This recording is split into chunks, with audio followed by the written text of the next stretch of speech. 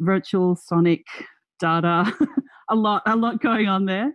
And the Pixelache community has always been really amazing. I was also back in 2005 with Particle Wave, Hybrid Radio, which I produced with Sophia Lerner and Kate Sieper, and the 2007 with Transit Lounge Radio, where I made a sort of conversation space in the foyer of Kiasma.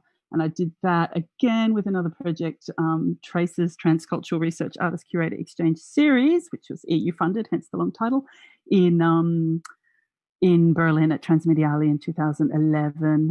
And this is my latest VR avatar, or AR avatar. I'd be very happy if I could always have an avatar, but apparently we haven't quite blended the virtual and offline worlds to that extent. Yeah, so that's where I'm at, and trying to think about logic for creating with a sort of set of rules from a computer. And I'm super excited to see Thor Magnuson has just received an amazing research grant for his ongoing digital music AI experiments. And really, really happy to be here and interested to hear what everyone's doing. So stop sharing my screen. Don't know if anyone has any comments or questions, or if we move on to that later, Amanda. I think we can move on to that later. Perfect. I think we'll have time for conversation. We'll have a couple of presentations and then conversation and take breaks throughout. So thank you, Jodie, for that awesome presentation of where you're at the moment. Thank you, everyone. Thank you, Amanda. Mia. Hello. How are you? Would you like to talk about where you're at the moment and when you were involved in Pixelache? Actually, I was more prepared to talk about the old days. Please do, Mia. So maybe I start from there and then talk about now, because there's where to begin. But to go straight to the point. Welcome everybody. Hello from Turku, Finland. And basically, I guess I'm here because I participated to Pixelache Festival in 2003, and I'm going to share a screen for you. Wait a minute. Here. Can you see it? Can you see it? We can. We can. Okay. Thank you. So I was solo those days, and I was performing with DJ Mortensen. We were both living in Barcelona. And the text here tells a lot. Essential energies, low-tech pixel art, all kinds of cool stuff we were doing those days. And I went to the archive and Wayback Machine to see if I have any photos. And I found my old website, which is like this. So there was a lot of stuff going on, and it seems like I was trying to do Instagram before social media in a way. So I was always putting a lot of photos. And basically I had my first kind of tour, European tour, as a kind of solo act with Mortensen, and Helsinki was on our way. That first we went to Vienna, then Zagreb, then Pixelache and Brussels. And I actually found the photos there in the archives. And you can see the aesthetics already. That was really, really kind of low tech. And just showing some pixels, because also those days, I guess the networking between these different places like Mama in Zagreb and Pixelache in Helsinki and Sematics in Brussels, it was very, very crucial, because I feel like these festivals, it was not even so much about the performing, it was more like the hanging with the people. And most of the people I met there, I also did something together in the future. So here we see like Zagreb Mama people, and then we come to Helsinki. And we were staying at the Suomenlinna. It was kind of freezing still, like a bit snow or something. Here are the photos from our performance in Kiasma. Kind of like some kind of, you can see pretty pixelated, kind of 8-bit stuff even. And no wonder, because those days, the videos were like 320 times 240 pixels. So I had to blow up the the image like double for the projector. So it was like my computer was struggling. But anyway, to do even that. So nowadays it's very difficult to even show these works or videos because they're so small in the size. But anyways, what I remember from Pixelache Festival, for example, there was Sonny de Camso, there was Avi Centralin from Stockholm. They were doing like really like shooting material, doing live cinema, really live, like doing cinema. Like everything was kind of not just presented but also produced in real time. There is Juha Huuskonen with a nice haircut, and then the Moment Factory from Canada, and then of course the Pixelache Club. And I was just remember we were having such a great time, absolute fun. We were even thrown out from a nightclub in Helsinki. Never happened after that or before. And but I also saw some pictures from Cymatics, because Cymatics Festival in Brussels was also organized first time the same year, the same month. And also I've seen like Cymatics and Pixelache had a lot of like a parallel trajectory in how they evolved in time. So yeah, lots of fun. And also Cymatics was more like club scene, and I guess we were performing at Kiasma around 10 o'clock on Sunday morning. So I wouldn't say it was a huge like like success in public wise. So also I was wondering like why I smile when I think about 2003. It was and why I feel like there was so much excitement those days towards this live audiovisual scene. And it was all kind of new, and it was like made possible through these first laptops. You know, I had this black, I don't remember the name even, the black laptop from Mac, the early ones. And also what was very interesting, sorry about that. What I was doing with that laptop was I was using this NATO software, which is basically an artwork. I don't know if you heard about this. It was made by Netoska Nesvanova, Nameless Nobody, from Dostoevsky's book, and it was kind of very cryptic software. And the maker, who I know who he actually is, actually managed to piss off many mailing lists and thrown out and caused a lot of havoc and kind of activity in many ways in media scene those days. So I was kind of happy to be one of the members of the court of Netoska Nesvanova. And also about this networking, apart from all this networking that Pixelache was doing, like all these kind of other pixel events around the world, but also the software. This software created a network of people. It created a community because it was so difficult to use. We organized meetings to like learn together, and so the NATO people knew each other. So, and it continued for years, even after the NATO didn't exist anymore, because then came the jitter and everything was commercial again. So yeah, so that's also part of that kind of excitement. There were a lot of going on. And actually, when I mentioned this old Mac laptop that had its glory days in 2003, that laptop was actually opened up at the Pixelache event called Diggers in 2014, because there was this recycling, that digging for gold from computers organized. Also Andrew was part of it. So there was a kind of like 2 events for that laptop at Pixelache. So yeah, this is my website nowadays. A bit different than 2003. I would say like I actually did the live cinema very actively until 2010, after which I dedicated most of my time towards more like investigative works. Actually, thanks to Ulla Taipale, who invited me to artistic expeditions to the Baltic Sea in 2000 and taking part in 2011 in Finland. So this was the project here, Green Matters, that started my kind of new career, which I'm still like working on lately. What can I say? I usually work very long time in a subject. Like, for example, I was investigating honeybees since 2016.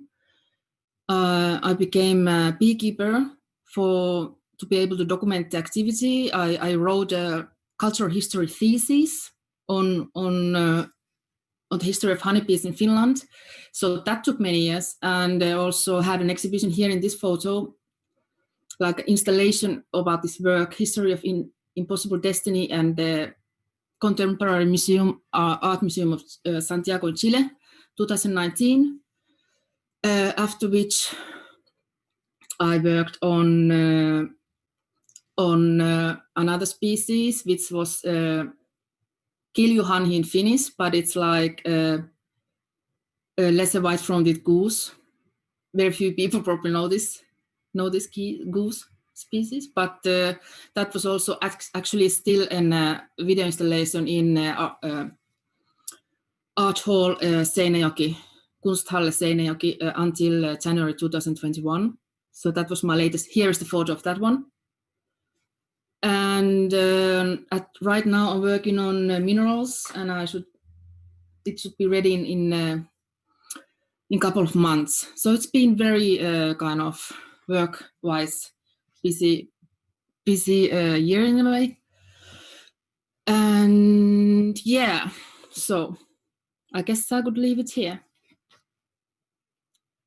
That's amazing. It's lovely to see that arc of practice. And that was my first year living in Helsinki in 2003. So I remember that festival well. But it's really nice to see the arc of your practice from then until now. Thank you very much, Mia. Thank you. I'm just trying to find a way to stop. Okay, stop sharing. Okay, yeah. Yeah. I believe that Adam Somlai-Fisher has joined us. Yes, hi guys. Hello everybody. Hey Amanda. We'd love to hear from you. Hey Adam. Thank you. Hi. Thanks Amanda, Andrew, Jody. Let me actually do a little trick and yeah. Sharing ourselves here. Hello. Hi. So Adam. I'm Anita. And we joined the first Pixelache in 2003. And we had this installation that we called distributed projection structure, which was really the first thing we did in our careers that was a bit more international and visible. So we were extremely happy that people liked it. And with Anita, we worked on it. And then with Peter, who's near us right now. And, you know, it was like this math projection, but we also built a special sculpture that was, you know, specially designed to match the algorithm. It was a bit before the projection mapping movement. So anyhow, this is still very dear to our heart. And then as the years passed, we did a lot of things in a lot of places, and we don't really want to get into it in these few minutes now. Right now, what is really interesting for us is like two things. One is that a decade ago, I started a company with two friends called Prezi, and this is our team more or less now. And you know, we worked very hard doing this startup thing, but my special role has been in the last few years in innovation. You can see Prezi Labs out there. And I'm working with how augmented reality can be used for self-expression, because in the Terminator and these kind of visions, it's used for surveillance, and it's not a nice thing, but I think it can be used for self-expression. And, you know, the other thing that we do nowadays is, these are our kids. And we, just a few months ago, we started homeschooling them, like science and creativity. And with the pandemic on, we just moved to Barcelona and we are trying ourselves. And I did a big mistake. I mixed up the times and I thought we are 1 hour ahead. And I even organized Peter, our third collaborator, to join us for this call. But he's busy right now, so I just quickly took a picture, the thing that he wanted to show. So he moved to Barcelona, and he opened this really amazing handmade candy store where he makes candy by hand, sugar candy. And this one is his daughter, Sol. And this is actually a little pig that's been blown with air, kind of like, you know, how you make glass, but it's made of candy. He's experimenting on these things right now. And it's my mistake that he wanted to say hi, and maybe he can join a later slot. I will try to see that with Andrew. But this is where we are, this is who we are, and we'll be lifelong grateful for Pixelache, because it has been an amazing first opportunity for us and an amazing network of friendships and great authors. And thanks, Juha, for many years of inviting us to different festivals. That's all we wanted to share in this quick shot. No, it's fantastic. It's exactly perfect. Thank you very much, Adam. Thanks, Amanda. And I hope that Peter can join us later too, because we'll have presentations, but we'll certainly also have time for conversation and discussion. Andrew, can I draw you into the conversation now and talk a little bit about where Pixelache has been and where you're heading? Oh, well, I could say that as one of the longer members, I've been involved as an organizing contributor since 2004, but attended 2003 first time. I've followed all the different developments as we've had over the years and had many different roles, but together with Antti Ahonen and now with several other members, Vishnu Varhade, Agnieszka Pokrówka, Arlene Tucker, Tuomo Tamanpa, we're starting to think about how do we deal with the archival sides of the festival, and also how do we look back at the years, make accessible things which happened quite a long time ago now for newer members, because one of the features of the organization has that over now 18 years, we've had many different changes of active members, and the current active group actually are very different profiles than we have started with. So as a way to fold past into present and understand the changes that have happened over the years, what affordances we've had, the different capitals that we have gained over the years that allow us to keep going, it's a good exercise to try to think, how can you archive but also create something new out of things? And Antti Ahonen and I in particular, we often exclaim that archiving is deadly dull, it's deadly boring, and we have to try and find some way to make it interesting, right?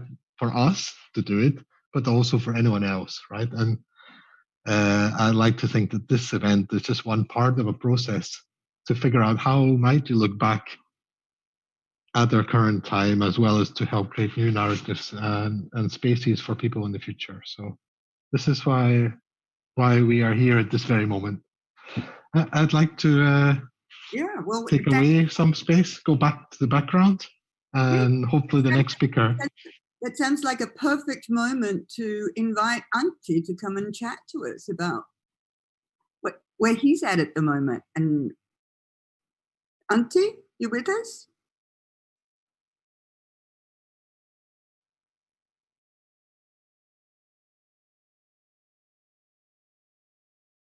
Oh, okay.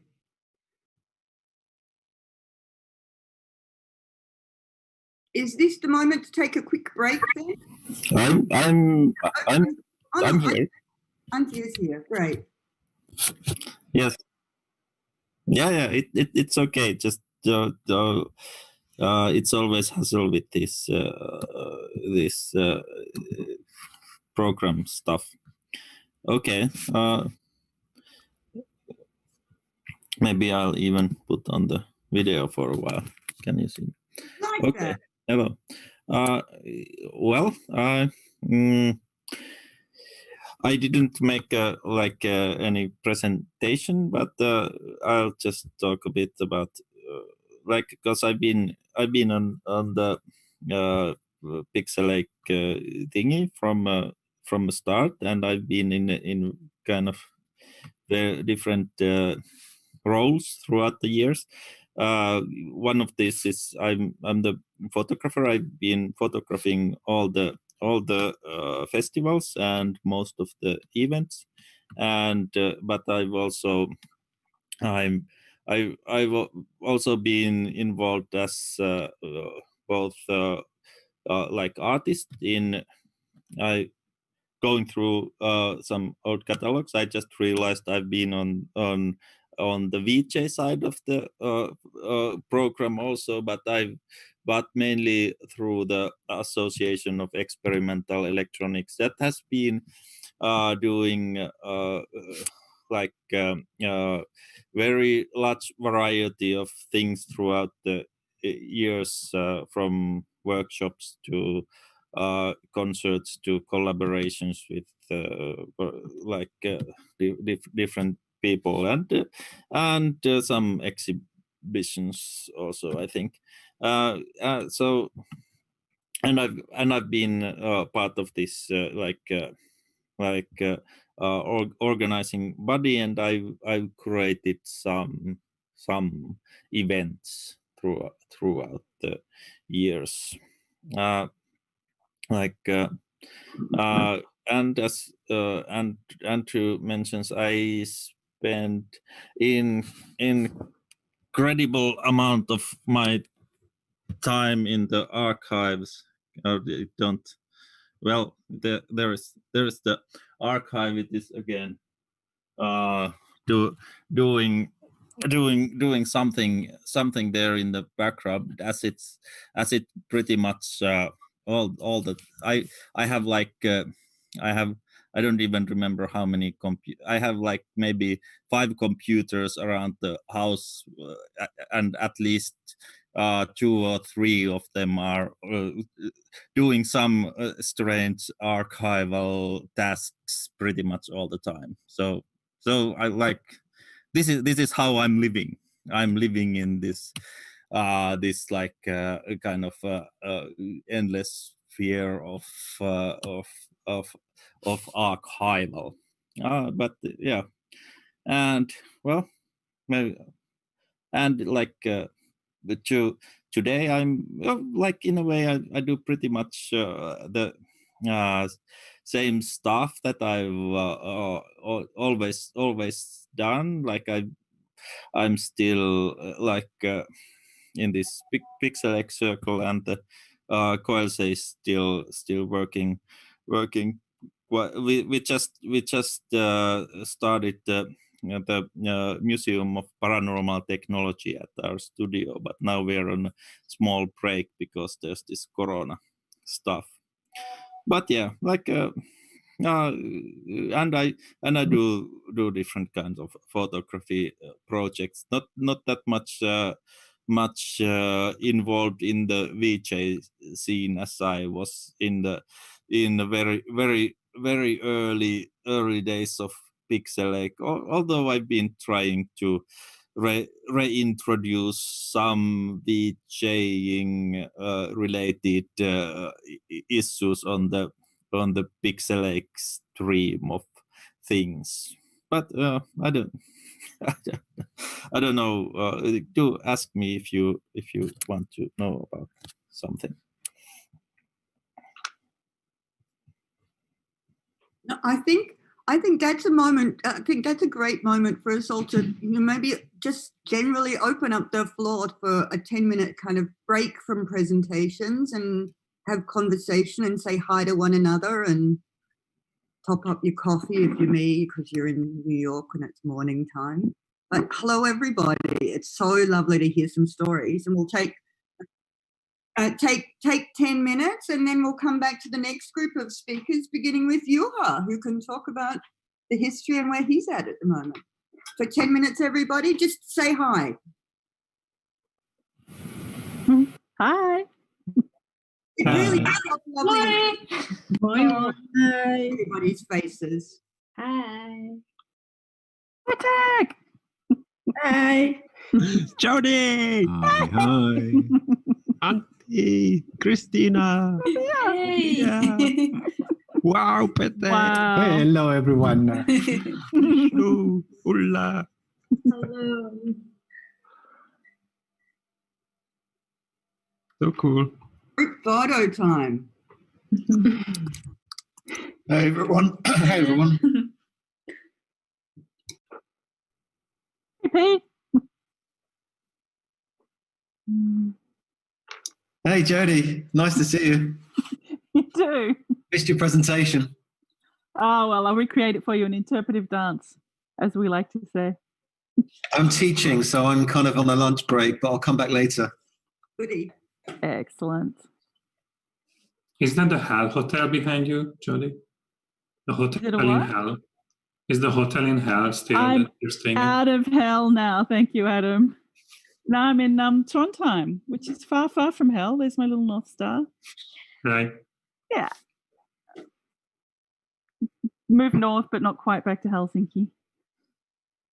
Hey, how's your plan? Oh, I guess I should check in off group. Your moving plan. Adam. Someone's moving to Berlin, I heard. Maybe. Sorry, slow to catch up. Yeah, we're in Barcelona for the moment. It's actually quite sunny here, and you can be in a t-shirt outside. So nice. Sorry.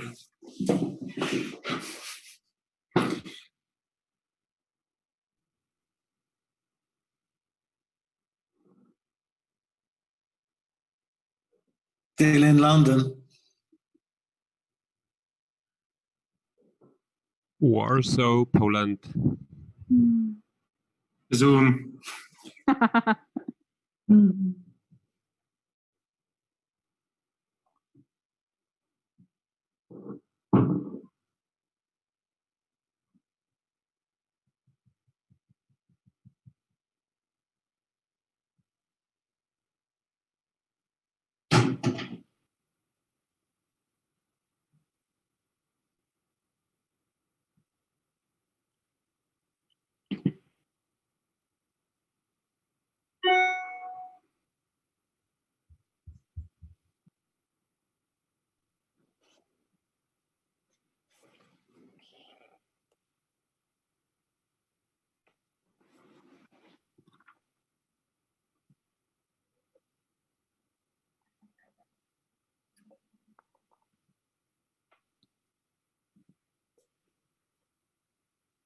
Really? Are you still doing those drone cameras? Really? Yes. Is that a room full Yes, of drone cameras that you're in? This is a room full of more like instruments and tape machines, but nice. I had this kind of really intensive 8-year kind of arc of doing mainly the drone camera stuff, but now I'm being a bit like gotten bored with it. So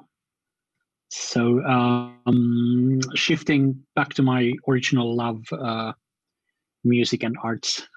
Oh, wonderful. Glad to hear that. And it was a good timing because like also this the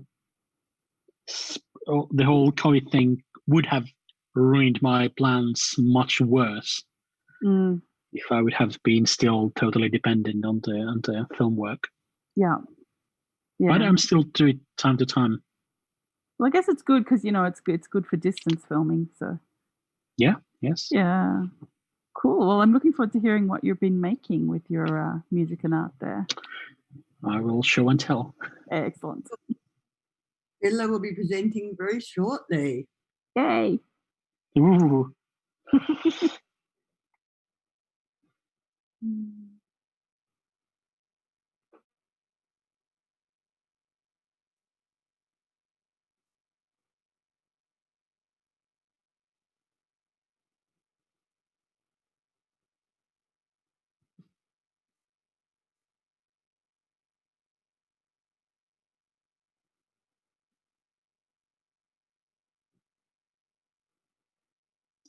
I'm in the middle of teaching a class, so we're all back in 10 minutes, so I'll have to duck out and I'll come back later. Cool.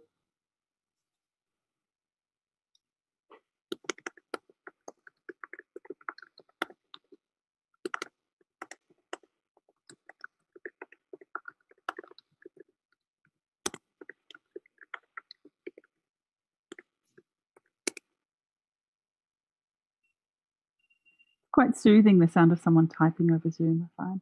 Was it? That was me, sorry. No, I'm genuinely, I like it. I've been doing so many classes on Zoom, I'm just used to there being people around doing things. Yes. my Zoom class is 32 students. That's hard. Oh. What are you teaching, Amanda? Understanding new media, just undergrads. Yeah. Oh, excellent. It's my main class. I do a bunch of guest lectures. Yeah, great. So Amanda, what is new media these days? We cover everything from we do some early cyber feminism, but I'm also very excited with the new glitch feminism book that's been written. That's just come out from a young New York curator who's totally brilliant.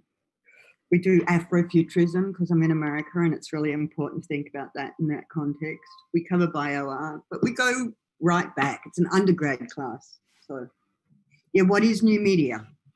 Good question. I think it's a really,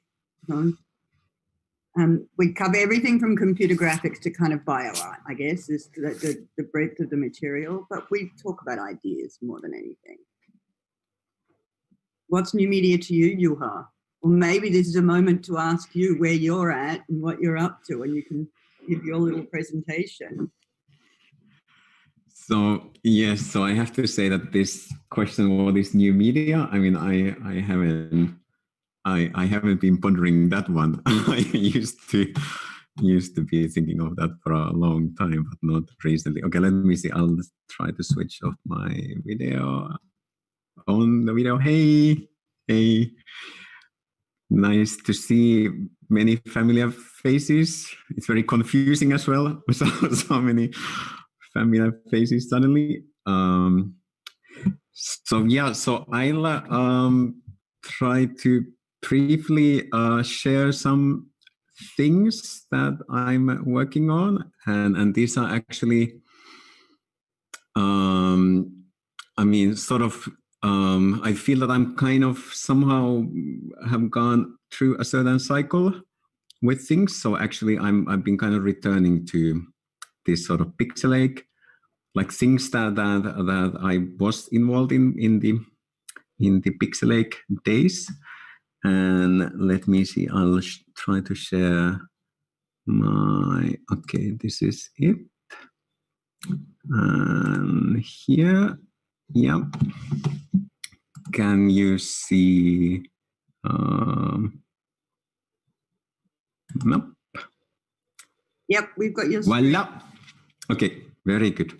So I realized that I have quite a few slides, so it'll be like a rapid slide show, not as fancy as Adam's presentation. So this is maybe I should sort of mention, and some of you know this, is that like 15 years ago, me and Adam, we were both developing our own presentation systems, like these sort of fancy Zooming presentation systems. And we were kind of going in different events and kind of comparing how the presentation systems were evolving. But then at some point things diverged. So my presentation system didn't evolve, but yeah, Adam went ahead and set up this global presentation empire. So, and it's lovely to see that things are still evolving. So basically like today I wanted to share two things. One is the sort of the ecology topic, and the other one is related to Suomenlinna, which is one place where Pixelache was hosting a lot of things. So related to ecology, like for me, one starting point is before Pixelache, there was this event eco.catastrophe. There was this collective called Catastrophe, and we did this project in '99, sort of dealing with this topic of ecology in various ways. This is 2008, Nuage Vert, the green cloud. This was this big Pixelache project. And then there was this seminar Traveling Without Moving in 2008. So this sort of topic that certain practices should change. This was discussed in 2008. I think it's very topical right now since we cannot move. But basically, for me, there was this period of 10 years and this was really like the Pixelache period when there was this topic of environment and ecology was important, but it was mostly just discussed. But then myself, I was just like traveling like crazy all the time, and basically these discussions didn't really influence my own practice. But then now at HIAP, so I'm been now the director of HIAP now. Yeah, this is now the 7th year. So basically, after Pixelache, via some transitions, I ended up at HIAP, and this is a project that we started 3 years ago called the Post-Fossil Transition Project. So this was at the point when HIAP was preparing its 20th anniversary. So we tried to think of HIAP in year 2038 of what would make sense to do now that would seem relevant 20 years in future. And then we started this project called Post-Fossil Transition with Mustarinda, this other residency organization. And we have these 3 topics: travel, energy, and food. And the goal has been to actually change the way we work as an organization, not just to talk about things, but actually change things. And we made these 3 posters. These are online and these are also on the wall. So in terms of food and energy and travel, we made these quite, these are very simple, mundane things and quite obvious things, but actually changing them is not so easy. So basically it has been a lot of work. Like I think the best example, if I go back to energy. So now after 3 years, the thermostats in our studios have been changed. So we can then have a more steady heating, and then the heating can be then lower. And it will still feel nice and warm, but it won't go up and down. But it took 3 years to convince the governing body of Suomenlinna to change the thermostats. So, so it was a lot of. I mean, I think this has been the kind of the overall theme that if you want to spend less energy, then you actually, you need to do quite a lot of this work in order to get there. And often where you get is actually doing less and kind of achieving less. So it's this sort of, I think degrowth is then kind of one word for this, but it's really this sort of transition that we've been going through. And I'm happy to say that we've kind of managed to do quite a bit. So especially with travel, we've been traveling. Especially I stopped flying, so this was quite a big thing. So I've taken just a couple of flights, so I didn't go down to 0, but for my standards, a massive change. And what we've done is that we put together this page that has like a information kit of how to travel ecologically to Helsinki. So often if one is interested to travel ecologically, it's kind of difficult to find all the information. But now that we focus on Helsinki, we know what kind of boats are coming to Helsinki. We know all the connections, so we can actually give like very detailed information of how one can travel ecologically to Helsinki. And then Trans-Siberian train, that's something that we've had already some trips via the Trans-Siberian train. I was supposed to do my first trip this spring. It was obviously cancelled. due to the obvious reason, but I'm hoping to do it still in future. So in terms of our collaborations, we'll be doing quite a lot in the east because we can take the train through Russia and China to go east. And then what is quite exciting, and this could be like a longer story, but I'll just briefly mention this. So this is a photo from backstage of this seminar that we just had. It was Hiab and Frame and Mustarinda and Ihme, so 4 art organizations. We've kind of all made the same commitment that we actually changed the way we work into actually drop the emissions, and we had the Minister of Environment taking part in the seminar as well. So Finland is a small country. So if we as art organizations, if we do some things, we can actually then get into discussions with the actual decision makers in Finland. So I think even though we are small, I think there's a chance that we can actually have some influence on things. And there's especially this small think tank called BIOS. They are actually advising a lot of the political parties on these issues. And one of the key persons in this think tank, Antti Majava, he's also a member of Mustarinda artist residency and so on. So there's quite a lot of this. Yeah, it's a small country, so the connections are quite tight. And then I'll try to be very brief, not to go much over time. So the other thing that I wanted to mention is related to Suomenlinna and also this perspective of, I guess, archiving and looking back and looking to the future. So we just had this exhibition of wrapping up this post-fossil transition project. And this one particular thing that we featured was this event from 1968. This is a magazine related to that event. It's a quite, the magazine itself is quite spectacular.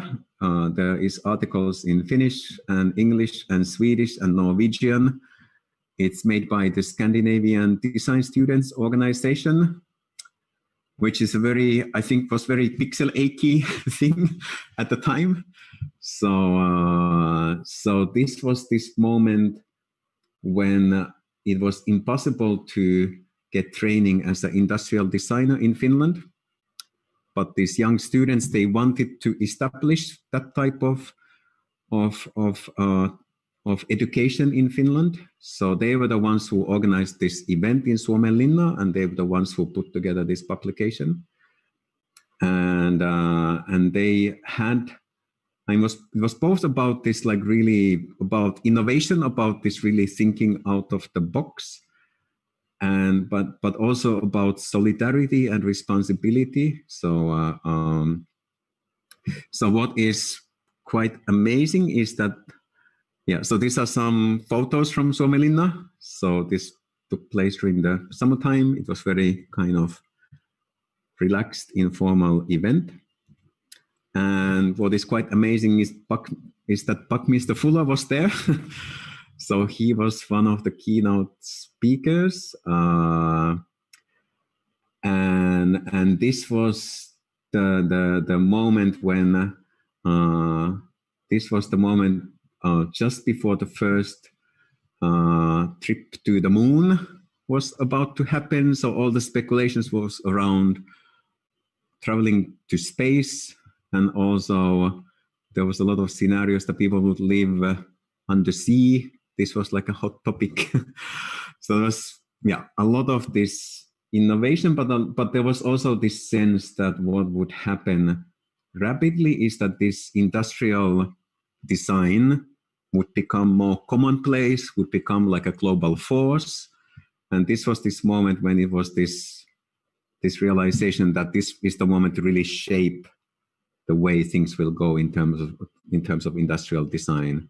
So, and to me it was, all the all the discussions, the spirit of the discussions was very similar to this like early era of Pixelache, like this early era of all these tools coming up, and a lot of freedom still to imagine of what this could be. And in terms of archival, what is amazing is that all of the presentations were recorded and then transcribed. So there's 4 books that have all the presentations and discussions from this event. And I'll wrap up with this one photo because there's a sort of a nice Pixelache link. So this is a photo from 1968. So Viktor Papanek is there on the left. So he was not well-known writer back then, but after the event, a couple of years after the event, his first book came out, and then after that, he's been a well-known design theorist. Yrjö Sotamaa is on the right, so he became the dean of University of Art and Design. And then in the middle, it's Henrik Wallfors, a designer from Sweden who passed away a few years ago. So he was one of the presenters. And he happens to be the father of Erik Wallfors, who was an active Pixelache participant during the Kiasma years. So both as a performer with this act Fors, but also in the discussions. And then Erik then later on was one of the co-founders of SoundCloud, and now has a new startup going on. So yeah, it's all kind of small circles when it comes to time and space and so on. So I think that's all from me. Oh, that was a beautiful way of looking back very much for the history and for also beautiful ways to think about speculative futures, both in the work that you're doing at the moment. That was a really lovely way of wrapping backwards to move forwards, which I think is really important to what we're trying to achieve today. Thank you for that awesome presentation, Juha. Petri Leivonen, can I call on you to come to speak next? Yes, that's possible. Okay, hello everyone. My name is Petri Leivonen. Let's see if I can get some screen sharing going on. Yeah.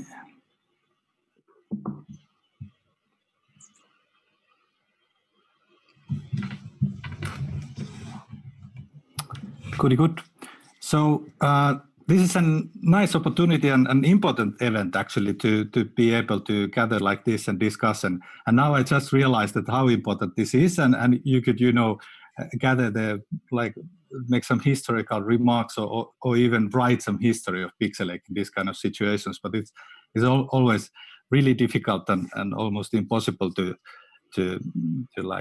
compress everything into so small pieces. So I will tell something first. I will tell something about like myself and where I'm now, and then I like to reflect on the spirit of the Pixelache as I saw it when I was present there in the beginnings from the 2002 to maybe 2010 or something when the family and stuff got into the way. But yes, for me the interesting thing about Pixelache is it's really difficult to define what it is, and there were lots of people and they just appeared to those events and those organizations, and then you might never hear about them again or something. So it's like there are all kinds of potentialities present all the time in life and in societies in general. And for me, example, there were a lot of students. I was a student. I'm now 41, so I was 30 or 23 or something at that point. And I was then studying and I graduated from the industrial engineering and management. And it was strategic management and really like different kind of stuff. At the same time, we were with Juha doing like really like alternative or fringe or some creative stuff abroad. And then later I founded a Screen.io, which is like a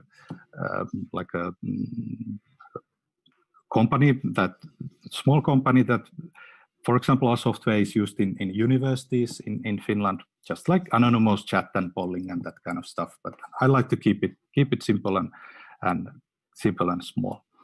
And then in the meantime, I helped Esa Saarinen in his philosophy lectures in Aalto University or somewhere, and it was quite nice and successful. That's kind of like life lifting things.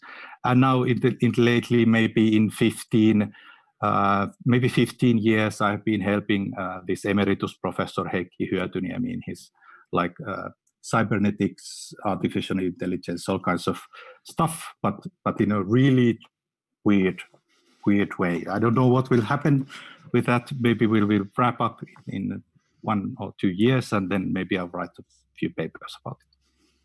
I don't know. But then let's see about my ideas about Pixelache. Let's see. I will stop the sharing so you can see me. Good. So I will only speak for myself. Of course, I haven't analyzed Pixelache much with like collaborators. I've seen Juha maybe once a year or 2, which has been splendid. Then family happened. Juha was my best man actually, and Ville provided the sound to the wedding. But during the like the first years, there were maybe 10 of us or something. It was voluntary hobby work, much, and there was much background work, and that's really nice for me. Especially, I don't like streaming live. This is like a completely different thing that I'm usually like doing. I like to think of things and polish them and stuff. But there were a lot of opportunities in these kind of festivals. Not everybody needed to be on the front. For example, me, sometimes it was, my label was head of special operations. When things happened, you have to, get a taxi, go somewhere or fix some things or something. And the main thing, if I reflect back, was this alternative fringe versus like mainstream thing. It's like a difficult to analyze, but for me it was about correlations and coherence, and even like avoiding too much correlations and too much coherence. It was like if you get too much like correlations, it gives too much energy, and it's then difficult to get those emergent structures going on, that lived present that happens. If you have we try to stay away from too like strong topics or something that would bring like outside powerful forces into the festival and bring some divisiveness or something, because there's so many potentialities, so many ways of looking at things, and that way, like avoiding correlations. Even sometimes I remember we were thinking about media artists and media scene, and we were like a bit deliberately like avoiding like too much like media artistness. So if somebody was like, or some organization was like too polished or too like marketable or too like professional, it was somehow a little bit like suspicious or something. So because it and it was in the if I reflect it back, it might have been like a good move, because it came. It was easier for the all kinds of academics or scientists or hobbyists or just like ordinary tinkerers to come and do stuff. And then the other thing about that was that this creative tinkering, creative misuse of technology, it was not only, there was some like even academic thinking behind it, because I was back then, I was in the strategy studies, and these in strategy, in corporate strategy, the network effects and the positive and the network externalities that are present, they have been studied, tens of years. And we could see with Juha and others that it has brought great things in the industry, because you standardize things and things get cheaper, for example. But then when you start standardizing words, or you start standardizing, user interfaces or things how people communicate, you start standardizing those. Then the dominant designs that come, they start affecting much more about to what kind of media and stuff, what people even discuss about. And that was a great concern for us. So we brought, Wikipedia in and had 3D printing and all kinds of stuff. That was easy from that kind of a philosophy point of view to somehow bring new energy to them, or somehow not correlate, not be too coherent, not be too much energy to the one thing. And of course for us it was also, there's some basics in Finnish demo scene. So many of us were hobbyists in home computer culture in Finland and elsewhere. So we were tinkering with home computers and having this, for us the internet was, BBS or bulletin board systems where one people could call at a time, and the sysop would moderate it. And nowadays, what would you recommend to keep Instagram or something? So it's completely different media landscape, but we wanted to somehow, bring it. You can see it from those web pictures, also from the projects, for example, that Mia Mäkelä's wonderful, which had that kind of wonderful variety or lifelikeness in her website that somehow misses when you have standardized UIs everywhere in the world nowadays. And then family happened, and people went to some people continued in the media artist scene, but some people also went to the industry. So now I have friends, for example, in Supercell, but what can they do? Micropayments and free-to-play model dominates and something. Or I have a friend who was in Pixelache, now in Facebook, and what can he do?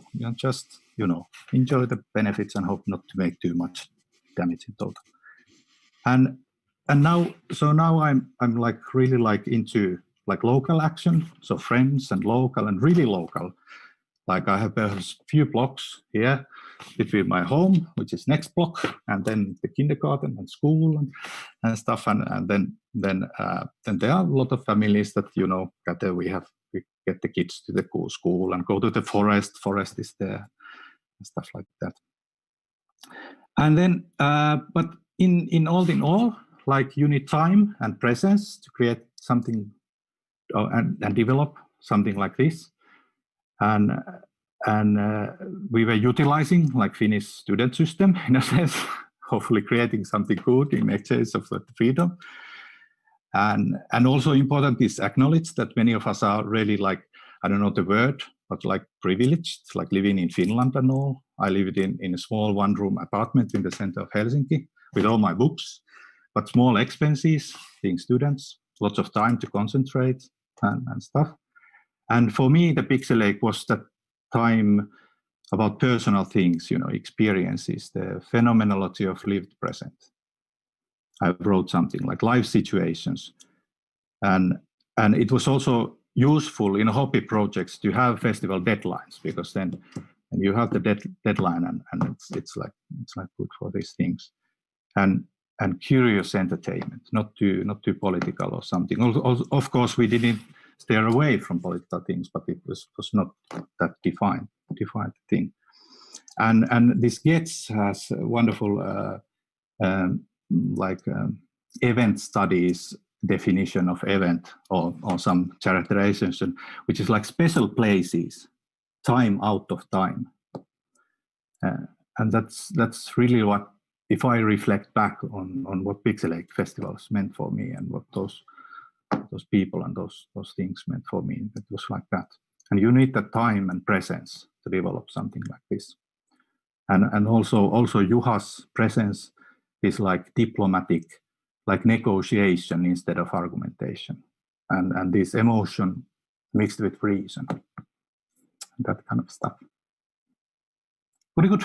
Yeah, well, that's my thing. But there would be so much to talk about, that so much to somehow reflect and create new projects and something. But it's just, I don't know, things happen. Good to be here. Petri, they were beautiful reflections. Thank you very much. It was amazing.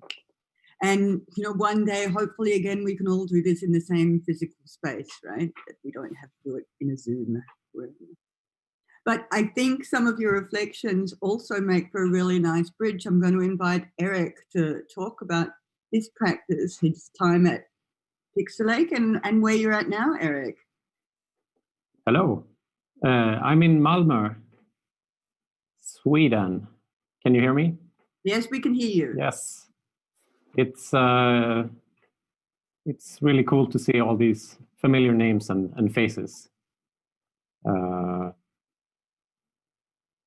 Yeah, I did my 50% doctoral seminar yesterday, so I didn't prepare a speech. No.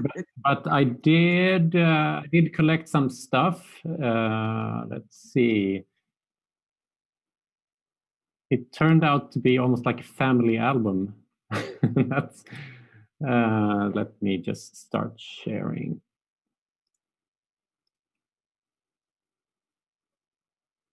Oh, I need to share. Can you see my screen?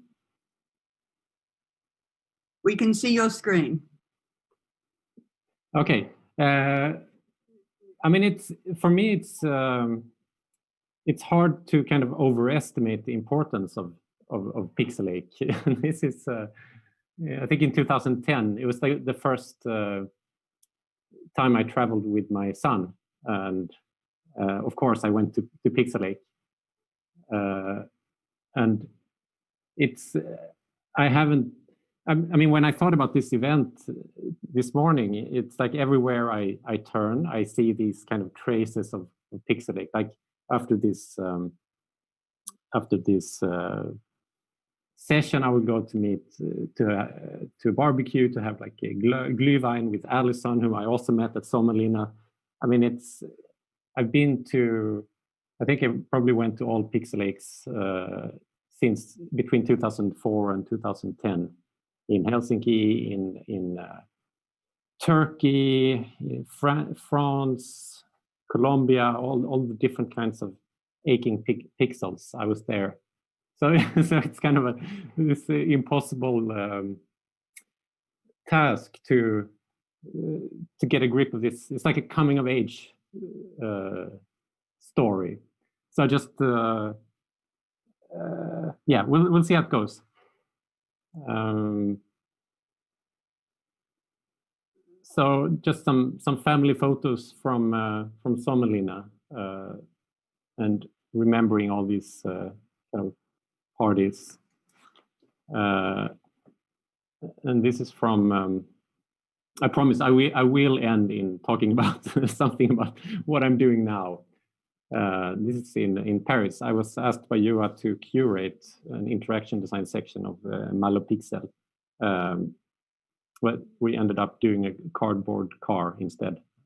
We still haven't. I don't know if we cleared the air about that yet. So a lot of the projects I did at Pixelache was together with my partner, my other partner Magnus in Unsworn. It's a lot about telecommunications. This was like at the same time that the rise of the iPhone.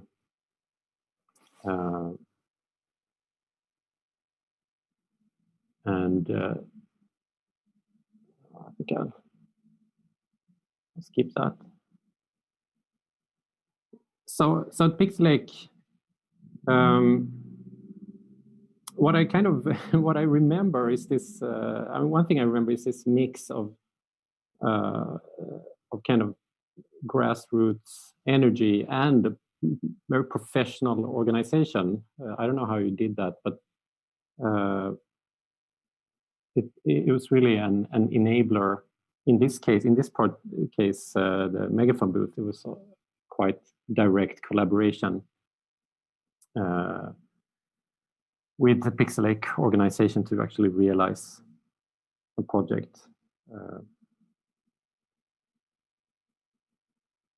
Okay, this is it's a bit messy, but I'm gonna do it like this. I'm gonna say what I'm doing now, and then maybe we can talk a bit.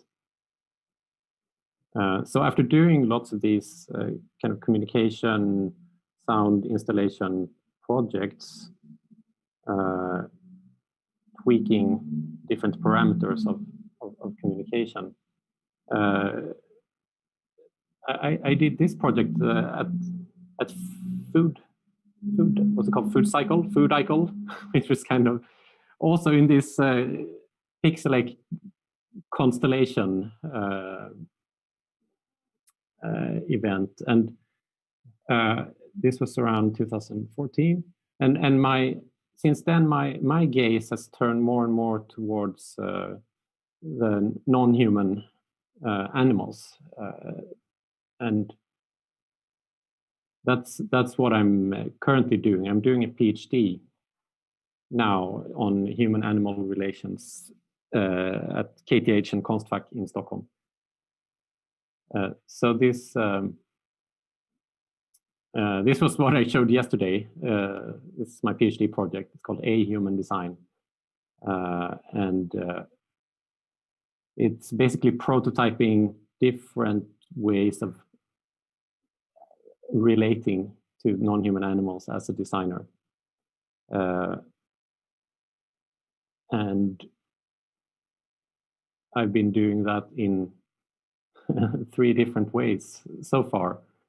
The ET project, the Eating ET project that you saw, it's about like mock meat, substituting animals, but retaining some of the qualities of eating or fishing or whatever you do. 2 years ago, I wrote a book called Designer on Goldcrest, which is about a designer who is tasked to build a kind of visitor center about birds, and designer wants to involve the birds somehow in the process, but doesn't know how. So ventures out into the world to ask for help. How can you involve non-human stakeholders as a designer? And so it's kind of this children's story looking for something. The designer meets abolitionists who say, leave the animals alone. Post-humanist who says, we're all entangled. The slaughterhouse designer who makes the lives of the animals more bearable in the end, but also makes the killing process more efficient.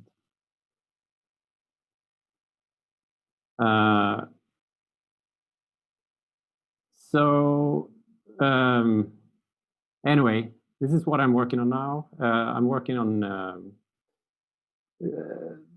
the A-human angle. It's about distancing, different kind of distancing from non-human animals. So I'm working with allergies. This is if you're allergic, you don't have total access to other animals. And I'm working with meat allergy. It's a tick-borne allergy where you're bitten by tick, and then if you eat red meat, you get an allergic reaction. So you become physically incompatible with certain animals. I'm exploring if that could be something attractive to commit to a position, a vegan position, for example, by actually getting that allergy. And I'm also doing hypnosis sessions, if anyone's interested. If you want to quit eating meat, but find it hard to quit, it's almost like an addiction. So yeah, I guess it's business as usual, just different materials, more fleshy stuff now than in the Pixelache days. I don't know how much time I have. Maybe we can talk. Or is this a monologue? No, I think that's perfect, Eric. We're going to go on to a couple more presentations, and then what we've been doing is breaking then for open mic conversation. So yeah, it's crazy. I still managed to mess up the time zones even after 10 years of pixelating. Yeah, that's I think we're in confusing times. I think we're also in confusing times because everybody's got their time zones mixed up, and we're going to switch up the program just a little bit now because I know that Christina Kral has to leave earlier than we thought. So I'm wondering, Christina, whether you'd be interested to present next. Sure, I can try. I was actually really confused. I didn't expect to speak. So, but I'm really happy to see all of you, and some are familiar faces. Yes, brief iteration. Well, I see a few circles coming together here because I met Juha not through Pixelache, but in 2004 for an internship. I harassed him into giving me an internship because back then it was really hard during study to, I had to do one, and I wanted to go to Finland. I wanted to go to Helsinki, but it was really hard to get someone to take me, and Juha took me on, and then he reinvited me to be the video documenter of Pixelache for the next 4 years, I think. So I met Eric and Wojtek and Jody. Sorry, Jody Rose. You are Rose. And after I met you, actually, Amanda, in New York, because I became an artist myself, and then I started with iBeam through, where is Andrew? Yeah, Andrew, he got me there. First there you are. First, I supported him, and then I thought, wow, that's actually cool stuff. I want to try it myself. And so I started out with iBeam, and when Amanda was still there. And when I left New York, and here I see Oliver Kalainen, I joined Ykon in 2011, which is also back in Helsinki as part of an artist collective. And we've been together since then. And lately, to sum it up, I've been exploring solo work as a visual artist. So I kind of I went all over the place exploring, and now I'm inside a studio and trying to pursue my search, because that's something I'm looking for things inside a studio. So that's what I'm doing now. But it's as far as when I'm thinking about Pixelache and especially Helsinki, well, it all gets mixed up because it is so entangled. Like with Eric, I worked in Paris during the Malo Pixel. So it's kind of, for me also, it's this big blob of connection. And Amanda, that you're so close connected to Pixelache, a long time that wasn't clear to me because we met under totally different constellations. So it's really nice that it's like so interwoven, and even looking back, that there are so many connections still. So that's what I take from it. Like, this is kind of a living thing, and it manifests itself in different realities at different times. And I mean, I met Juha in was it 2 years ago, while we were both standing in line to see an art in Venice. And it's just like, it keeps on connecting in some odd ways, which is beautiful to me. So this is all I have to share. If you have any questions or want to use the time in any other way, then that's fine. No, that's lovely, Christina, to see all of those connections too. And you know, part of my connection, of course, was that I was in Helsinki working on the IZEA 2004. That's right. I interned there too because I wanted to be on the boat. Or iBeam even. So yes. That's true. It's true. Wow, see? Mobility, but also, draws attention to the research and work that Juha's doing at the moment about less travel. So in some ways, it's super interesting that we're in this space all meeting again. That's true. I'm going to invite Ville Hyvänen to speak next, if that's okay with you, Ville. Sure, that's fine. Nice to meet you, or I mean, nice to see you all. And greetings from I'm in my studio in Katajanokka, Helsinki. Basically, I lived 10 years in Tallinn and now been a couple of years back here. But yeah, it's I think it's kind of important to note that that like me and Juha and also Petri Lievonen had like a background in this Amiga scene, which was kind of Scandic phenomenon and still is, which started from hacker culture and software piracy, actually, originally, that people started to crack these copy protections of games and software and manifest their doings by adding these little intro programs to the games. And suddenly this actually became art form of its own. And what was really interesting about now in retro perspective in the whole Amiga and computer scene was like that,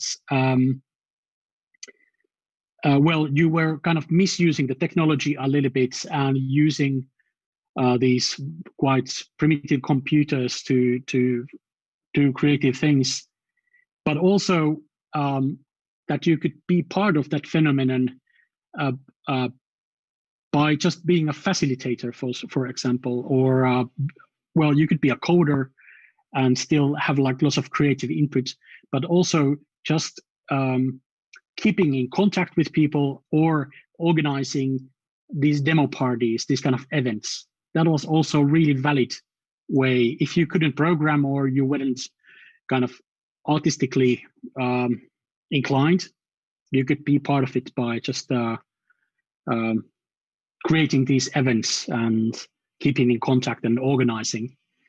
And this is at least my background, and I feel that this and we already in the early 90s, I remember actually one of the first times when I was traveling abroad, it was really early into 90s. We actually traveled to, I think, to Norway with Juha and a few other friends.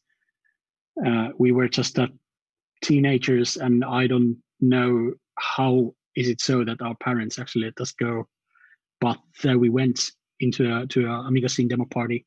And I see like a Pixelache as kind of direct continuation of that culture of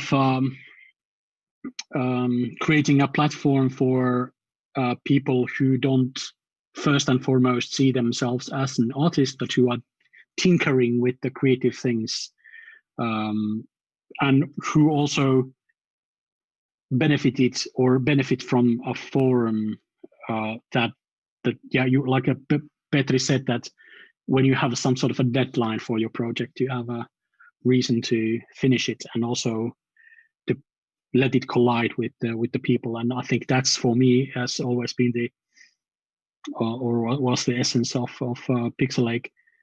And myself, I'm still kind of on the same trajectory that I've because I was born into a theater family and spent a lot of time in the theater, but was also at the same time very interested in technology. So being in the interface, working as whether it's like a technical producer or sound designer, so you are in between the technology and between the creative processes on that interface. And this is where I myself feel the most comfortable being. And I think that's really where the whole Pixelache has been. And now, of course, like moving towards also like activism and like other things, but just talking from my own perspective. And but yeah, the idea that you have this group of people that you can just organize and facilitate things and gain all this knowledge. So I made like I was already kind of working quite a lot in theater during the early days of Pixelache, and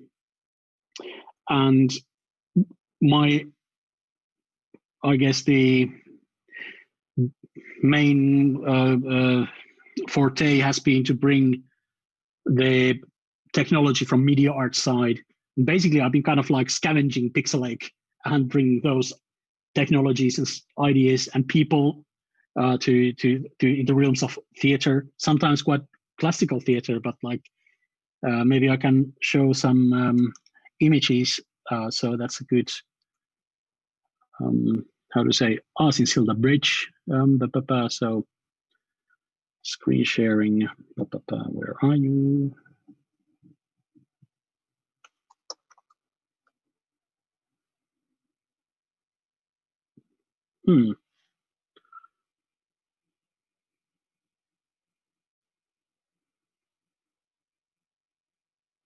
The center bottom of the screen, probably. Yeah, I see it, but it's somehow grayed out. So let me see what could cause that.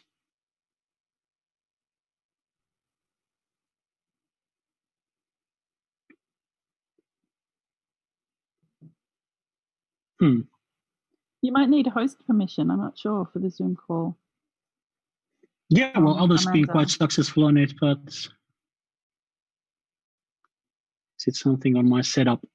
Well, anywho,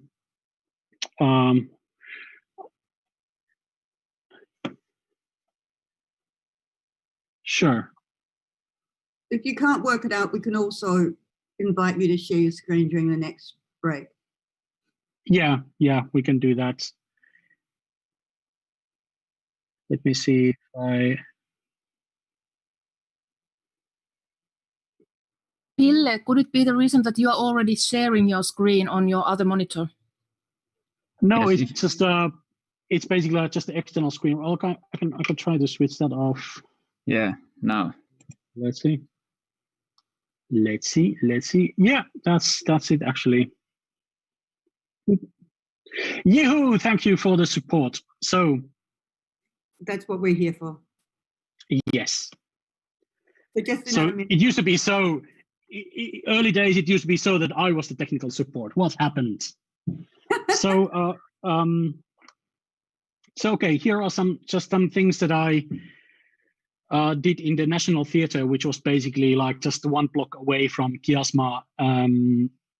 So we did 2007 this play, classical play, but the new version of it with Mr. Christian Smets called The Unknown Soldier, and it was kind of the first major play in Finland that used the live video.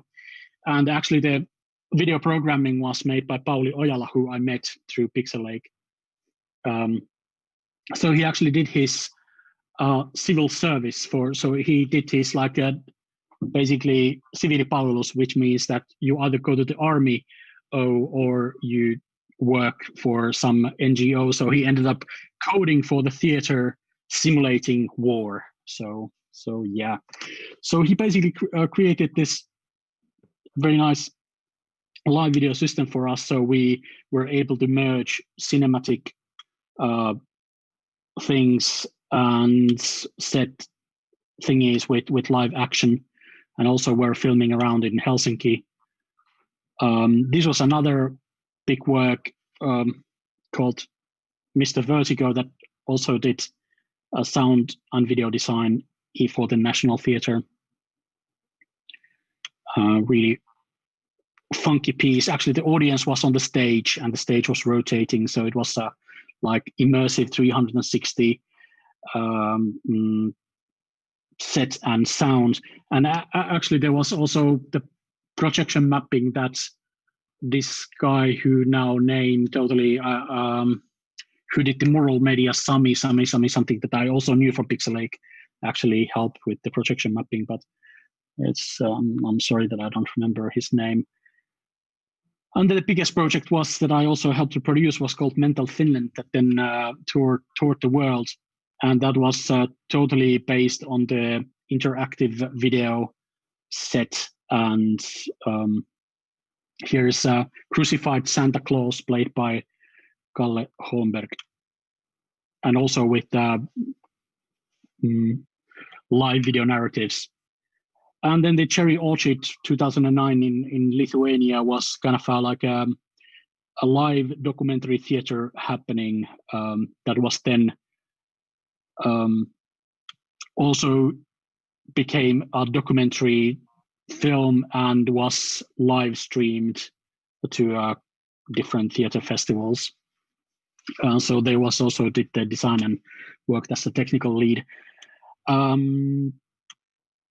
But so you could kind of say that the whole Pixelache thing has been really kind of essential for my whole, like, so to say, career. And I've been kind of continuing doing things with the same ethos, or at least trying. And also I was, I think, a couple of 3 or 4 years in Kiasma.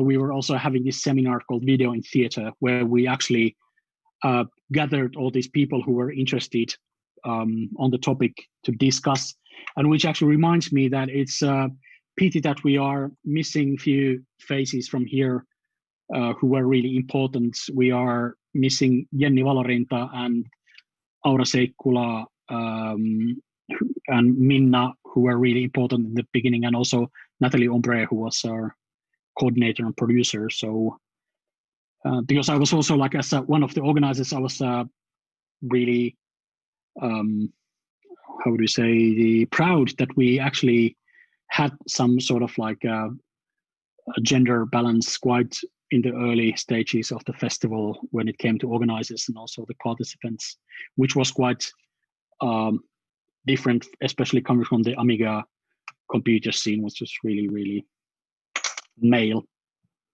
Anywho, after this 15 years of really intensely doing this technical and video sound design for the theater and opera, I now have worked for 8 years in cinema. So I started a company that was also very inspired by my experience with the Pixelache. This is the company called Helicam, which is basically flying drones for movies and TV, and these kind of quite large drones. So from the very beginning, I was really willing to go for the really kind of high end and work with the cinema cameras, but also we didn't have drones that were big enough, so we ended up designing. This is our own little modular design. So this Helicam has really taken me around the world and back. And it's been a really similar project. So it's been really lots of DIY, lots of tinkering and CNC mills and printers. But at the same time, my kind of benefit there has been that I've been also able to shop with artists and cinematographers and so to say. So being there also interfacing technology and creativity, has been kind of the thing. But now the past couple of years, I've been a bit like dialing down on the drone front as it's not so avant-garde anymore, and it started to feel like work, So now I'm back doing more music and sound work and technical production. And actually, I could still show from here. This is actually image from Pixelache 2004. This was a project called The Gray Zone, done with the art collective CNCD that also Juha Huuskonen was a part originally when it was a Amiga demo group. And actually we did actually our first album 1995, then another album 2000, and then we had 2004, 2005, these gigs organized with Pixelache. And actually today is the funny day that we released our first album in 20 years, actually with the same group. So the past 5 years, we've been working with a group of 5 people that we've been known since the 90s from this demo group that Juha was also part. So here I'm holding the vinyl album that just came out today. So that was my pitch. You should now all go to buy the album, so we can make our money back.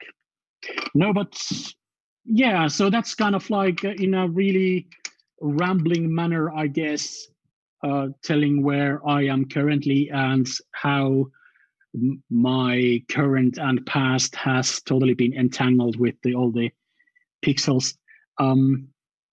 I myself stepped down from being the chairman, like I think 5 years ago now, or something like this. When I started to feel that the organization and the kind of the people around it were going to a bit different direction that I was, and instead of trying to kind of fight it, I thought that okay, it's I've been there already for such a long time, so it's time to let other people do it. But yeah, I think that's basically it.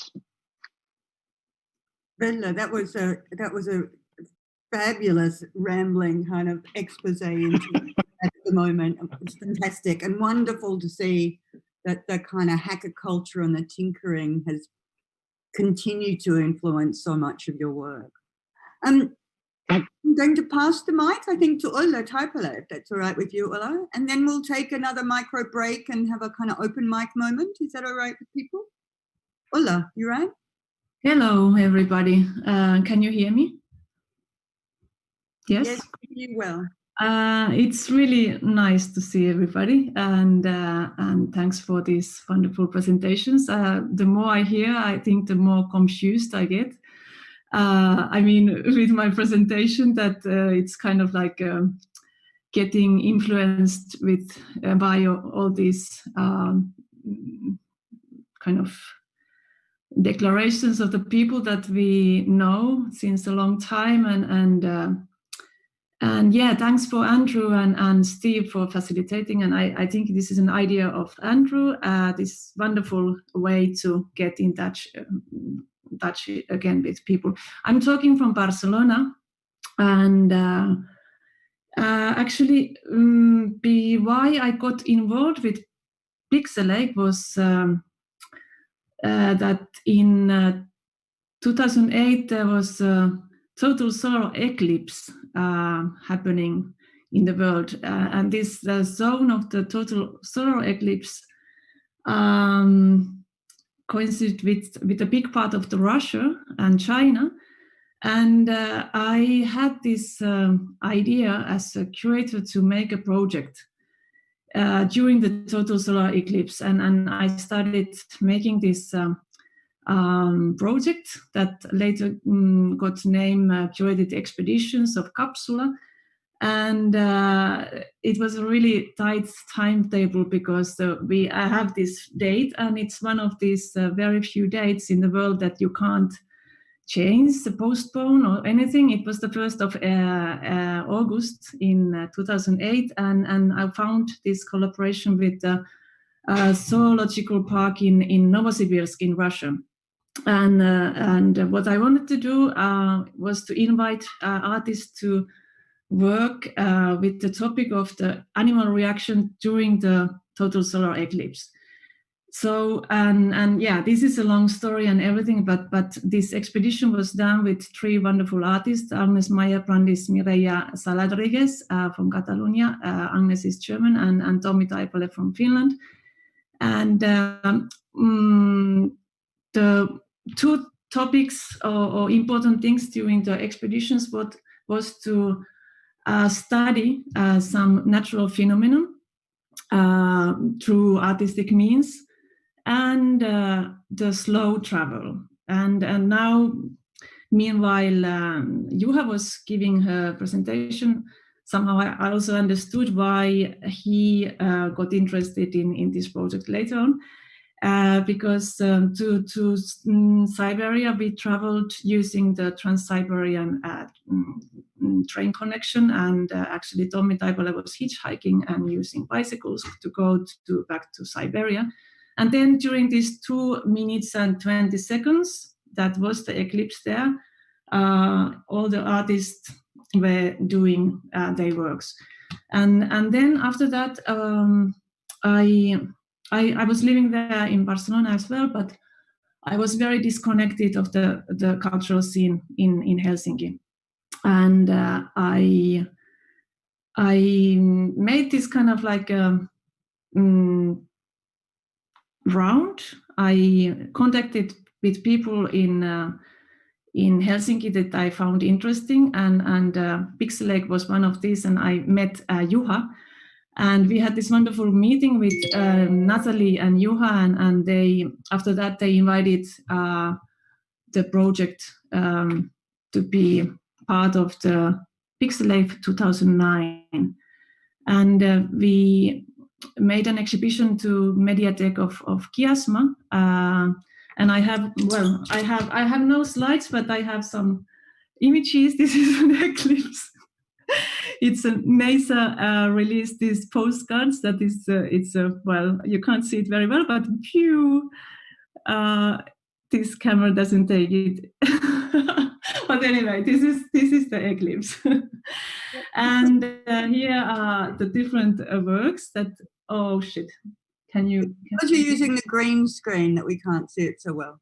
Okay, but anyway, there is Agnes Meyer-Grandis working with the Mungis in Ireland in Ob River. Then Mireia Saladriguez experimenting with animal reaction during the eclipse in a zoological park. And then Tommy Taipale, who made this travel. Well, I don't show this because you can't see them. And what comes to the well, then after this exhibition that was done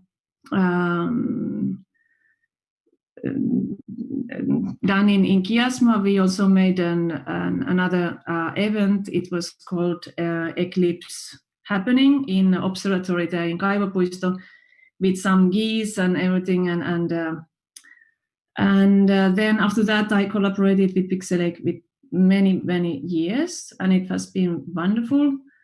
I met incredible people, and I think my practice as a curator and creator has been very much influenced because of this great network of people, and something of the kind of since 2009, I think until 2000, I don't remember, maybe now we are in 20, maybe 2015, I've been very involved and part of the chair many years as well, and the board, part of the board many years. And I think something very characteristic with the work with Pixelache was many years the kind of like the feeling that anything that you propose, it's very welcome. I mean, you could propose any wild things, and nobody was saying that, yeah, you are crazy, don't we can't do that. Anything was considered, and that's why we made such a great things, and Pixelache still continues, because I think all kind of peoples and all kind of ideas are welcome. And I remember one topic that was all the time repeating in the board discussions every year. We had this doubt: was the festival, Pixelache Festival, too insider event, and if anybody understood what is Pixelache, and this kind of like this question repeated year after year, and I think this was one of the big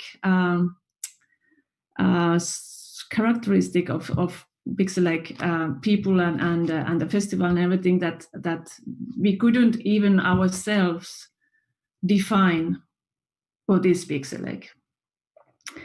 So and going forward with this this Kiasma topic, then Andrew proposed this idea of making a longer project under the name Herpologies Foraging Networks. That was, correct me, Andrew, if I'm wrong, from 2010. And this was also very much based in Kiasma. We made a hydroponic installation there that was growing a couple of months in a hall of Kiasma. Also, there was Adam Zaretsky, an American bioartist, who made a DNA extraction workshop in Kiasma. And was there other things in Kiasma as well? I don't remember. Signe Pusena organized the moonshine workshop that we were a bit worried if this can be done, but Juha, brave man, took the responsibility on him. If the moonshine, then moonshine was named in other ways, so it was more legal to do it.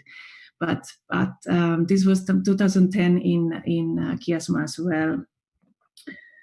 And yeah, what else I wanted to say?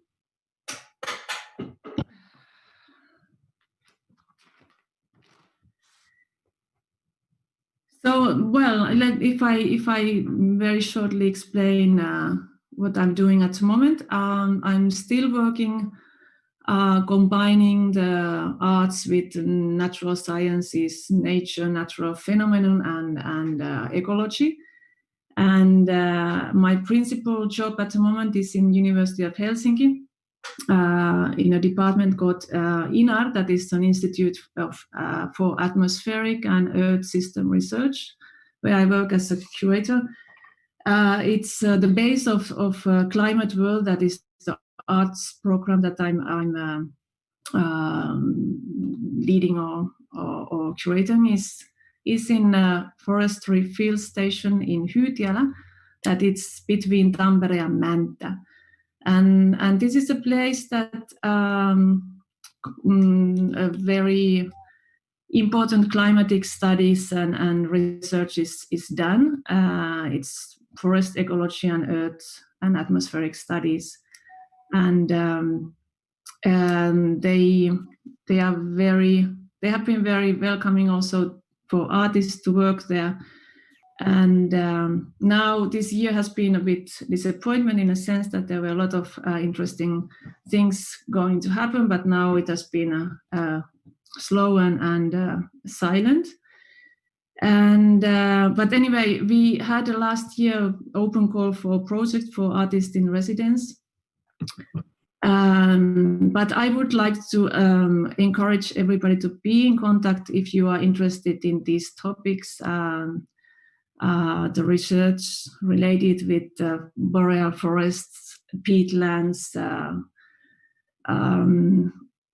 and atmospheric studies, to be in contact. And it's not just what is kind of, if there is a call going on, there is a possibility to be in contact with the scientists who are working with these topics, and so. And we tried this next year also to start again doing workshops for different people who want to combine arts with these research topics. And what else? I'm working also in a project called the Conference of the Birds. That's an initiative by Eva Pakkelslet, a Norwegian artist and curator.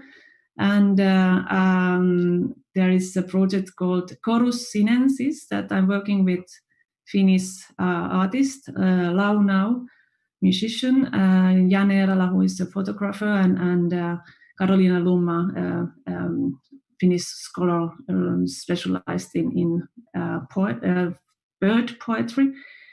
We are creating an audiovisual piece for choir that is related to merimetso, that are great cormorants. They are like wolves or Canada geese in Finland. They are very hated bird species, and this is a work that will be presented in Pori Art Museum in 22.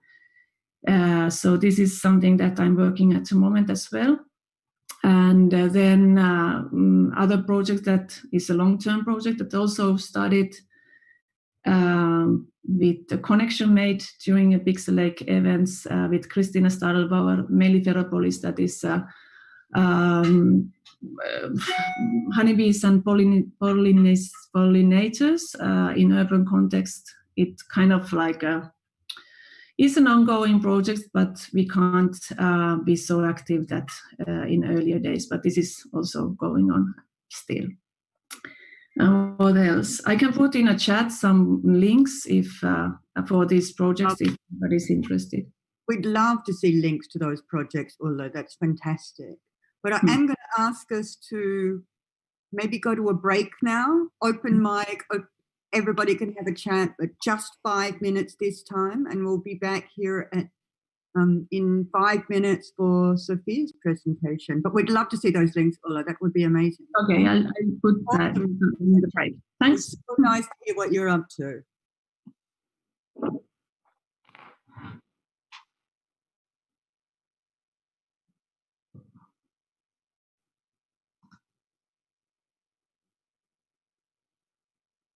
Ville. Yes.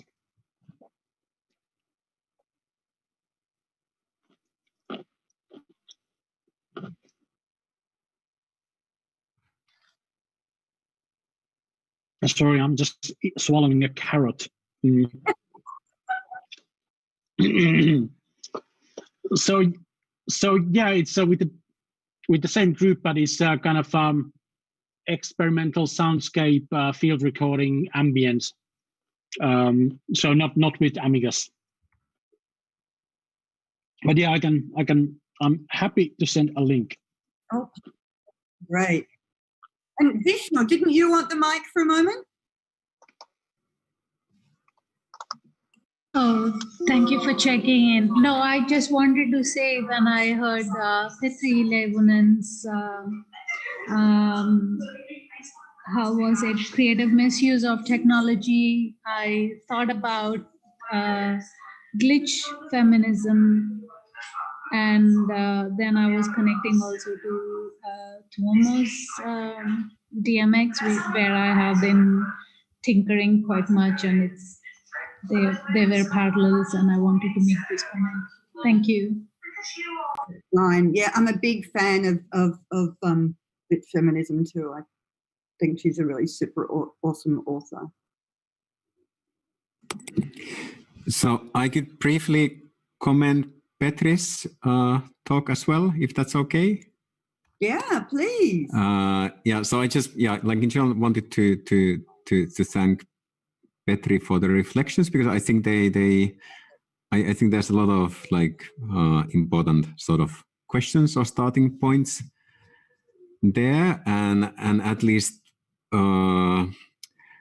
like in terms of like what are the like what is the sort of this situation or like a platform like where things can emerge and where things can happen. I think it's a question that is now kind of urgent in the university world, because the university world has been, there has been these big shifts. And there's this one, I'll paste the link here. There is this article by Anne Hjort-Guttu from Oslo.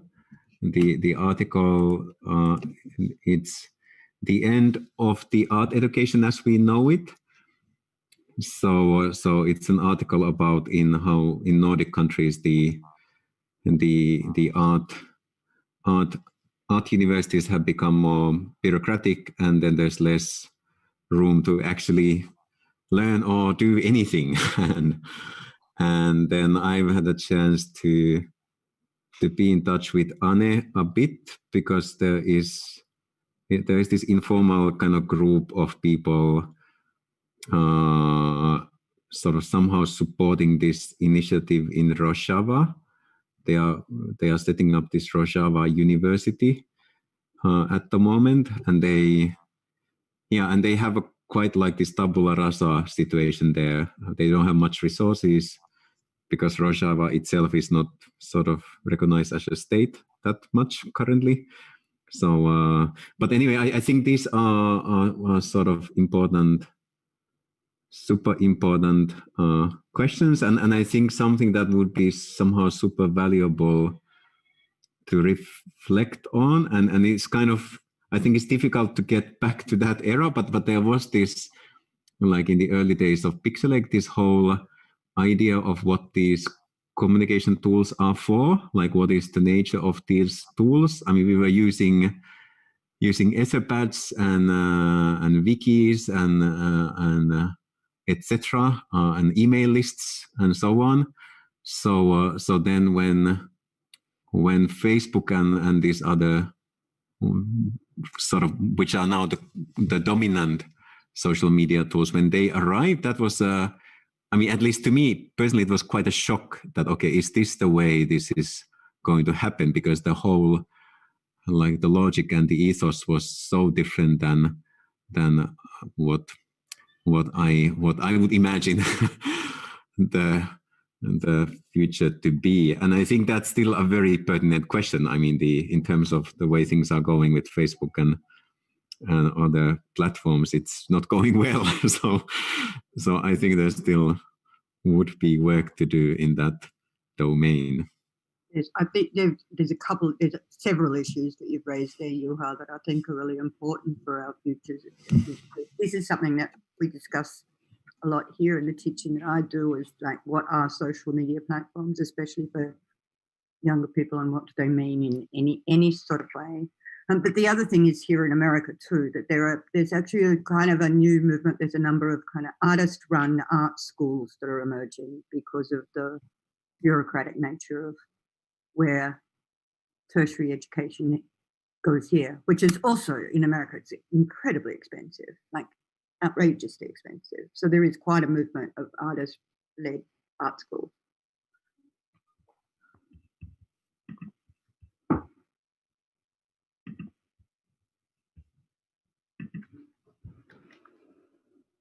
But what are the new social platforms?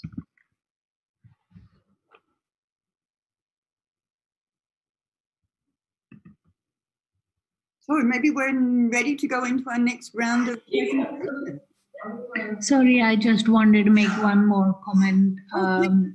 It's more a question. I don't know if people are actually reading their chats, but I had a question for Ulla, because I'm very, I know of Eva Buckeslet's work as well. And I was thinking about if there is like some kind of a connection making with real echo observations to some kind of esoteric practices. And I'm thinking also of the apps like CoStar, which are giving like astrological predictions.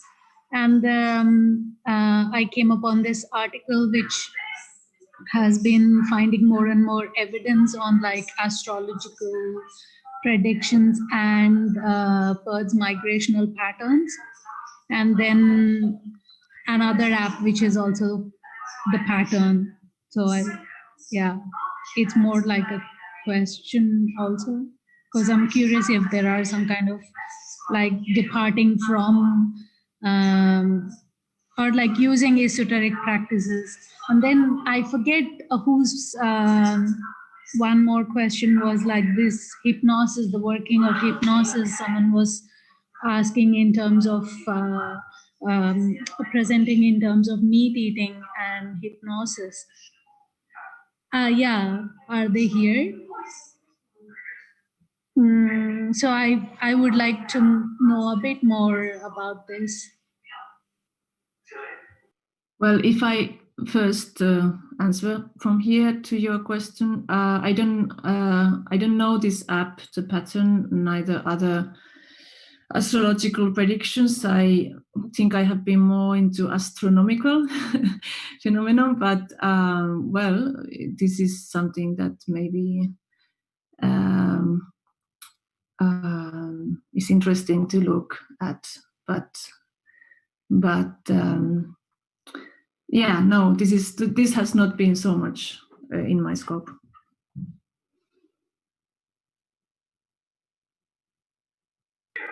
Thank you. About the hypnosis, I can post a link in the chat to some more info. Thank you very much, Eric. Yeah, please do post links in. And actually, Ulla, you sent your links directly to me, but I'm happy to share them with the whole group. Okay, I thought that I sent them for everybody. Not a problem. Can I have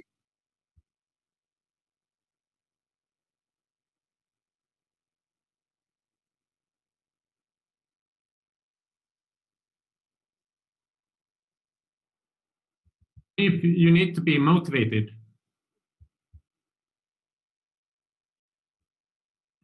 Yeah, let's talk. I'm preparing a Zoom hypno script. Awesome. Thank you, Eric. But now I'm going to hand the mic to Sophia, if that's possible. Lovely to see your face, Sophia. Hi, lovely to see so many faces. I'm really excited to see the band back together. For me, returning recently-ish to Finland on the brink of COVID, getting settled back in here, I've found myself being very attached to very local projects in other places. And I'm just going to talk through some broad brushstrokes around those things that I've been working on and how I ended up almost back where I started. I'll just get some screen sharing happening here.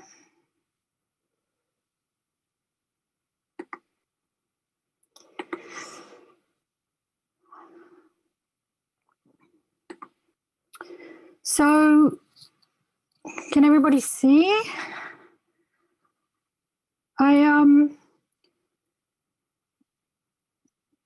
Some of you will remember the Epic radio project that that I instigated in Pixelache in 2005 with the lovely Jodie Rose on board as producer, Arnie Radio, and there was a lot of food and eating action around that and other iterations of the Arnie Radio project in Helsinki. And I ended up moving to Delhi, where versions of that kind of activity continued. But the core project for me that kept me there for a long time was Delhi Listening Group, which emerged out of collaborations with Encore via Sarai. Encore Society for Alternatives in Education was the partner project in this ongoing, now more than 10 years collaboration. So a research collective sort of combining socially engaged listening and participatory educational practices as a way of understanding a city that was really in a big state of upheaval, and where the lived city and the master plan were not the same, telling the same story at all. The kind of key factors in a lot of our projects were this sort of sense of relationships that are built up slowly over time, and technology that can be very improvised and come together very quickly. And the concept of jugaad expresses that latter thing in Hindi, but I think there's a lot of crossovers with the DIY and hacker aesthetics that emerged there.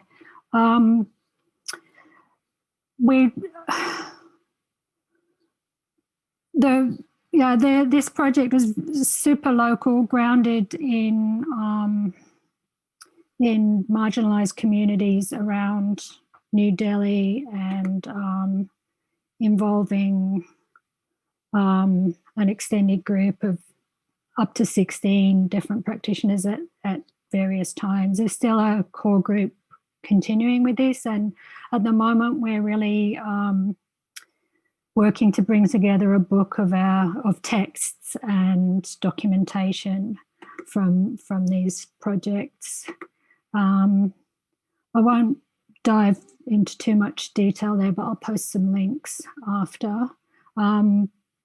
The sort of first 10 years arc of this sort of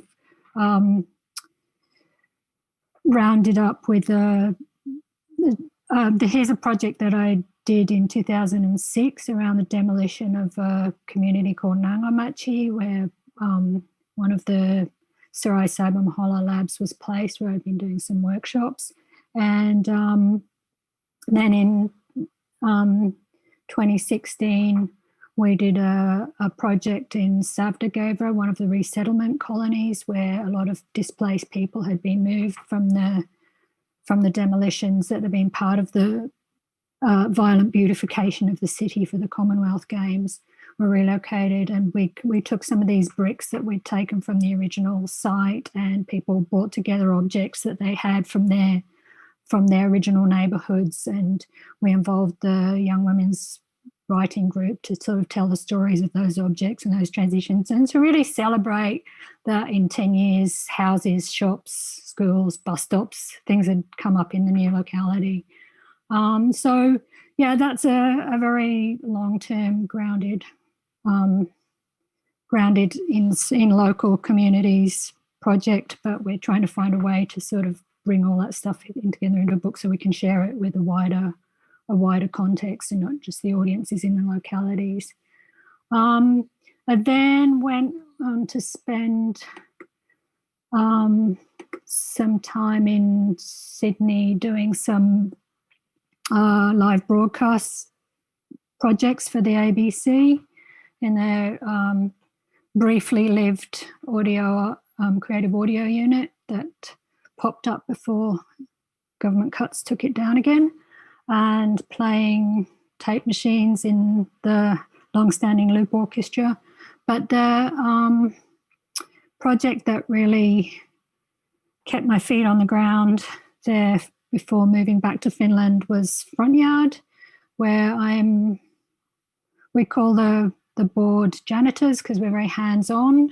So I've been a janitor at Front Yard for a few years now, and it's not just artist-run space, and my involvement there. There's a project I did about compost and exoelectrogenic bacteria there last year, but a lot of my kind of engagement around Front Yard has been around the garden, the backyard at Front Yard, as since about 2010, I've been increasingly excited about working with local food system engagement, particularly in cities and particularly in mega cities. So yeah, that's our out of control sweet potato patch. Also spent a lot of time helping develop the digital space, which in the COVID situation and as a remote janitor, I found to be like, it was good we had that.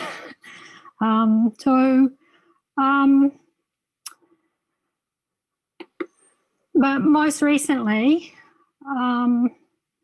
I've been getting off the ground this project that was a long time brewing. It's a collaboration with Kaustubh Shrikant, who's now in Berlin, and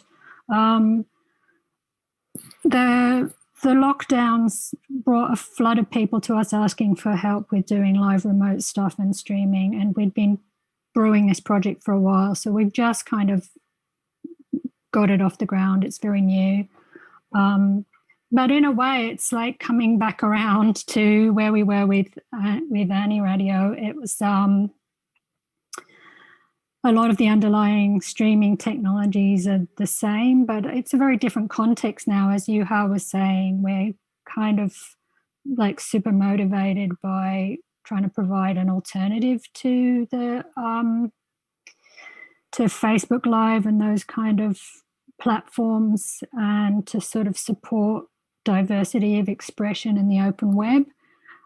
So yeah, same technology, very different context. So this is a platform that's supporting independently produced open content audio, and yeah, hopefully we'll be able to launch the channel. We've got a few events coming up, but we'll hopefully be able to launch the channel properly in the next few months. And I'm currently getting stuck into some speculative design and communication projects around food systems, and hoping to set lunch free sometime around the middle of next year. So that's the sort of broad brushstrokes of what's front and center in my radar at the moment. And yeah, it's funny having this opportunity now to see how the more things change, the more they stay the same in so many ways. Thank you. That was a lovely loop around of going back to move forward.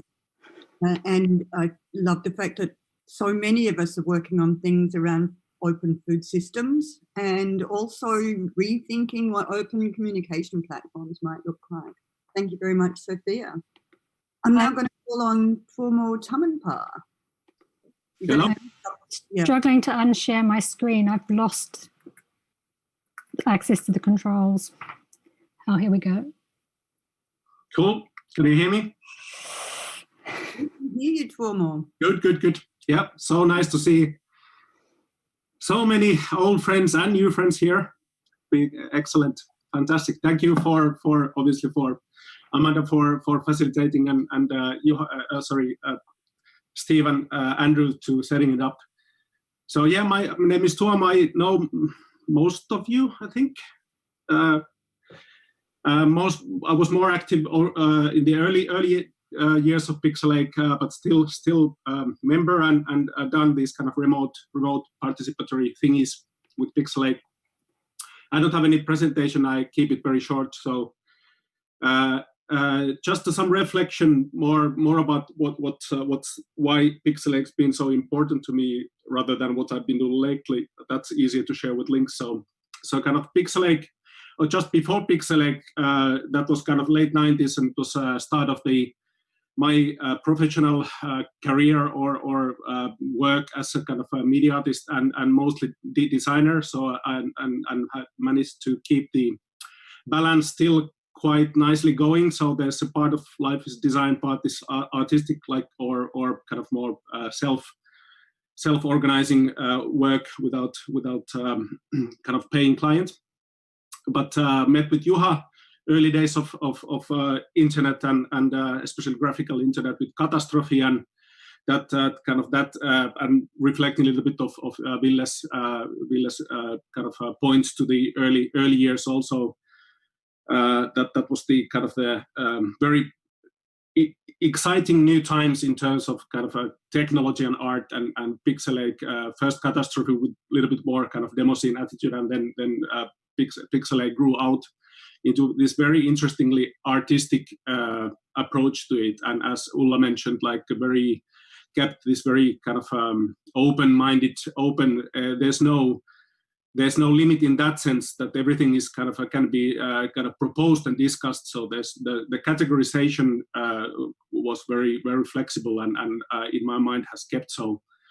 Yeah, the kind of what I was involved and why it's important in the early years was because it was also the time of this DIY electronics make kind of learn yourself, workshop culture, all these that have been managed to kind of keep going ever since. And it was very emphasis what was in very creative and artistic use. There was a very, this was just pre-maker culture. The term wasn't really used at that time.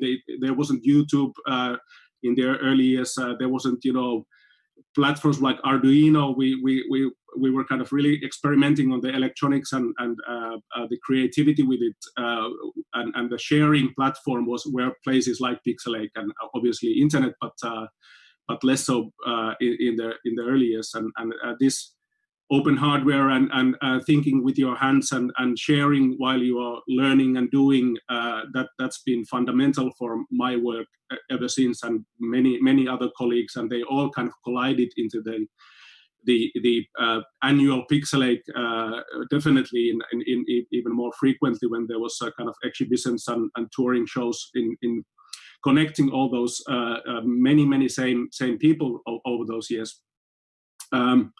So kind of the open hardware sharing workshop culture, that's been the kind of the thing that I've kind of learned it through Pixelache, obviously through all the kind of networking and the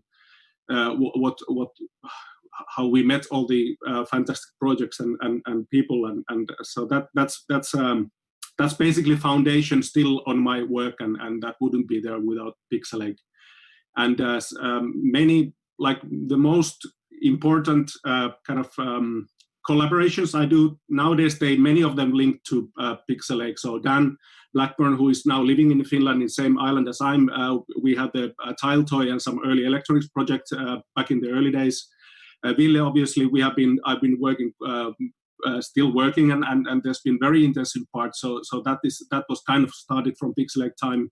Jürgen Neumann, Ohanda Open Hardware project that now is turned to something very interesting. I hope we can share something that very soon. That's also part of the Pixelache history. So there was basically kind of my professional 70% of the stuff I do today there's a link to Pixelache. So, but most importantly, I would say that the kind of the sharing, the workshopology, the type of kind of getting messy, really like hold the kitchen as a laboratory, and everything that kind of Andrew and Ulla has done, and the kind of the bio food, organic approaches to this very strangely named festival called Pixelache. So the kind of the Pixelache disappeared pretty quickly from the kind of the early years, which is a fantastic dynamic thing in my mind. So.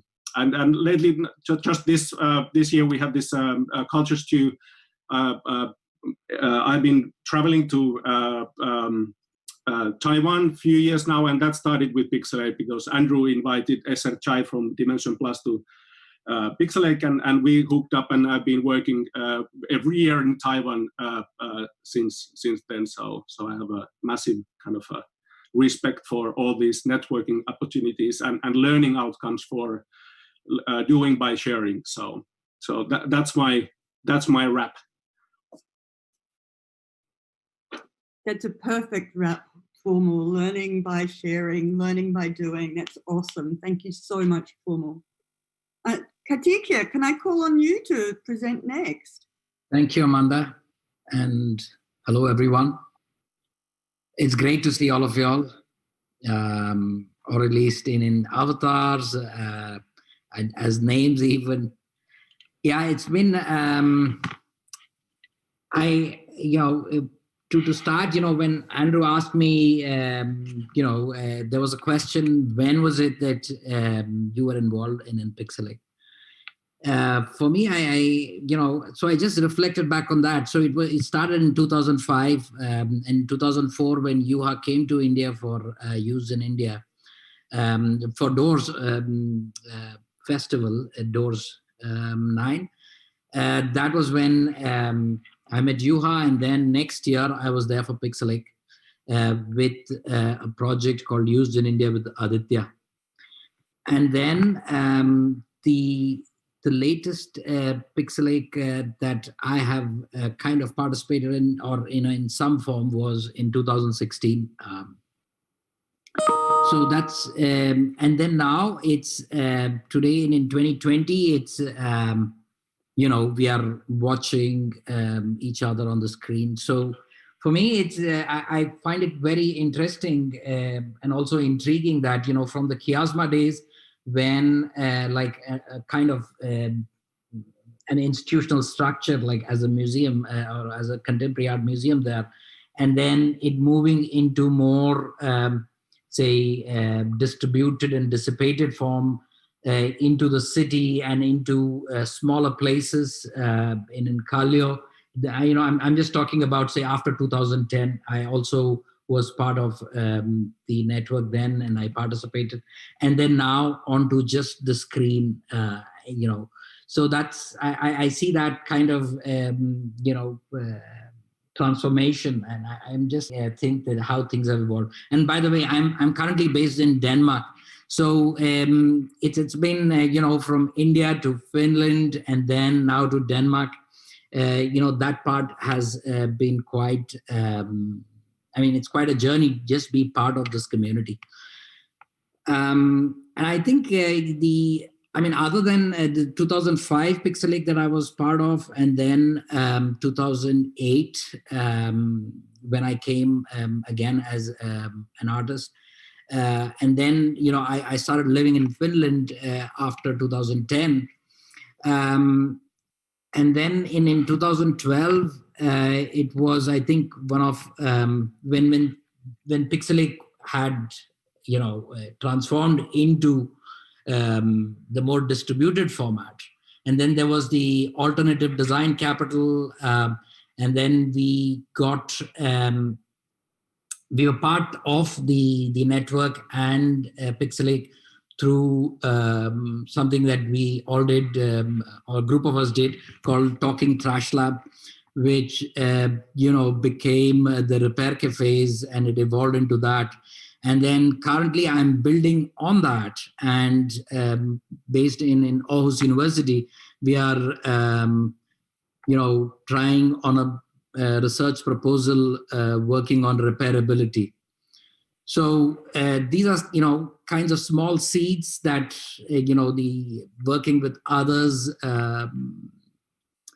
and, building from the group of people that have been so closely involved. This is a kind of the red line that I can draw. And I don't have any presentations. I just thought I will just speak about my reflection. And then, so I think there are some good things that were, that have come out from being part of the community. And then, of course, I also take this opportunity to kind of reflect on some of the people involved, and in particularly relating to, authorship and responsibility. I think one of the Pixelaches was about do it with others. There was the Devo theme. And there have been some issues and concerns with the current Finnish, artists, particularly media artists. There have been certain unfortunate things, and I just think that it was my responsibility to bring this thing up, because the people involved are part of the Pixelache network, and I'm not going to dwell more on this, but there are issues, and then I think the community needs to discuss this part, and as group of people who have been working with others, and particularly relating to authorship and responsibility. So with that, I would just say that I really enjoy being part of the network. It has given me friends, and I am still part of, I still talk to people that I spoke to in 2005. And then I build up on the ideas and the network largely. And also, these kinds of long reflections of 15 years, that's, thanks. And it's lovely just meeting and talking to all of you all. Yeah. Awesome. Fantastic to hear your reflections, Katika. Kevin, I think you're up next. Is that right? Yes. Beautiful. Yeah, Thank you.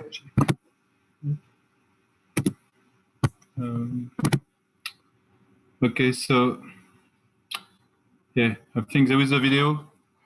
Do you hear me well? Yes. Okay. Okay. Yeah.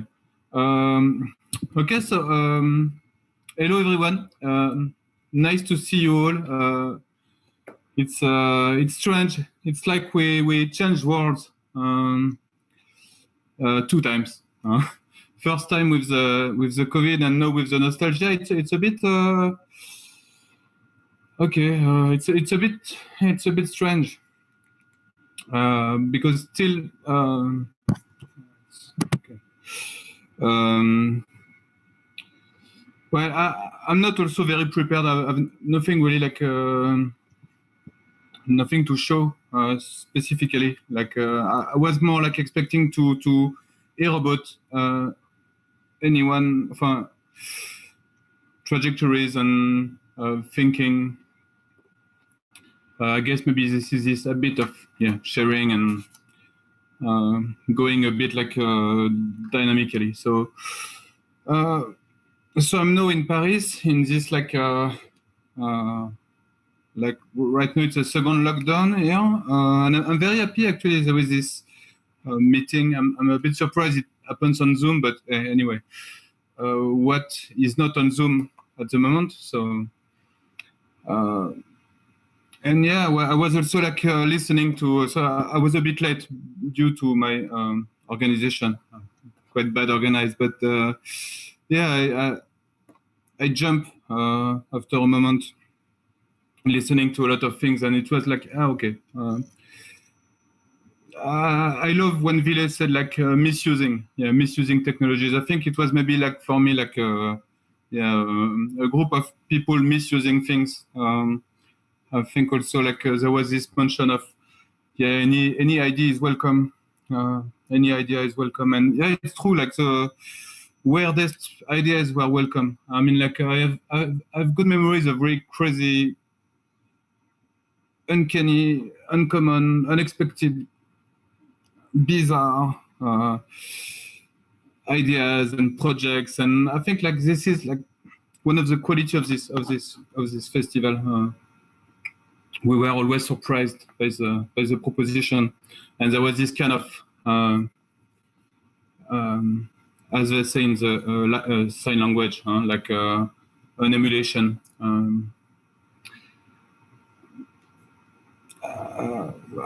There is so many things to say. Like we met with you like in Paris. I don't know, like a few months ago. I think it was just before the lockdown. Something about like February or March. I'm not really sure now. The world changed so fast since then. So yeah, and also like I was also with the ONF. So I think it was also like an important part, like all this collaboration, this circulation of ideas, of people, of groups, of projects. Yeah, I was with them like in Indonesia, like the whole group, like Venza, the ONF, like the VFOG stuff, yeah. The life patch, so also Acteria there. So yeah, the people they are still there. Like I mean, like the spirit of the thing is still there, and the group is still around. I mean, like I think there was always this problematic of the name. I remember like the Malo Pixel and the Pixel Festival, and everybody was like, "What should we do with the Rixi? Are they part of the network? They have not the same name, etc., etc." But actually, like I mean,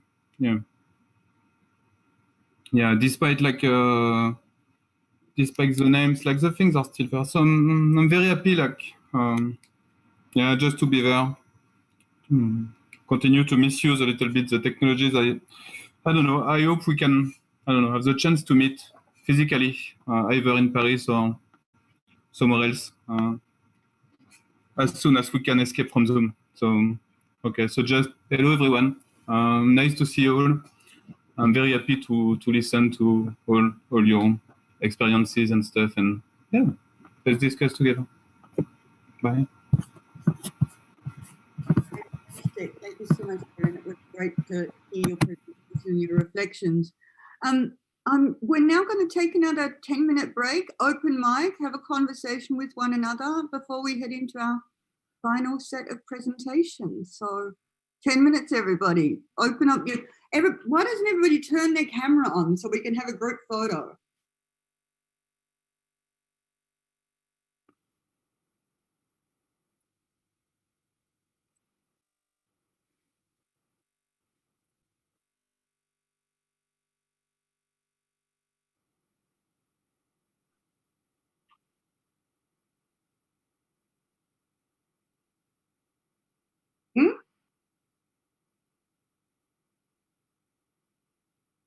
Smile, everybody.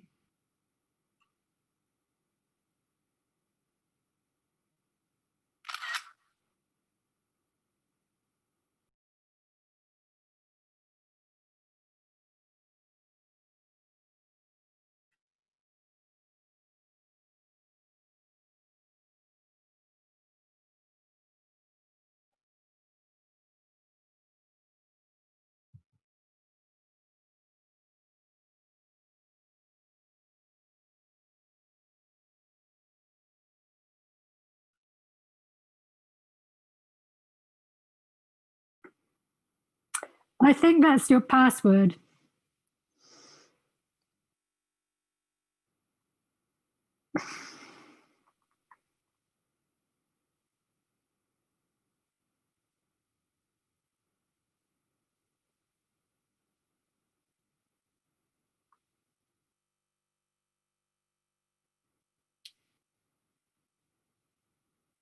Then they've seen your website.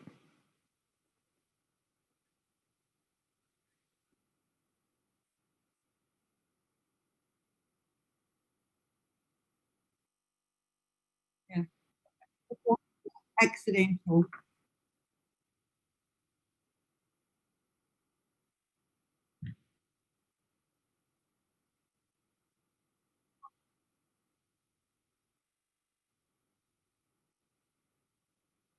They were there earlier.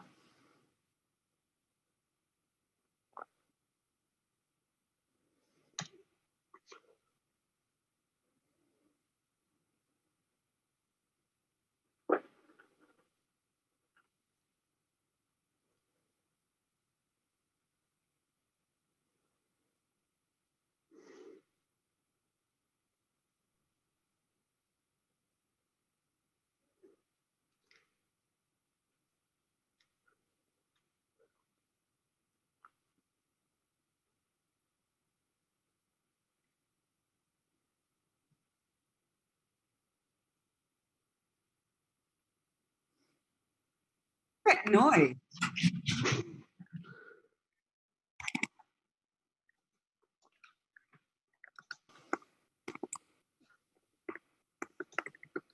It reminded me of those early days performances at Kiasma with just the noise. Yeah.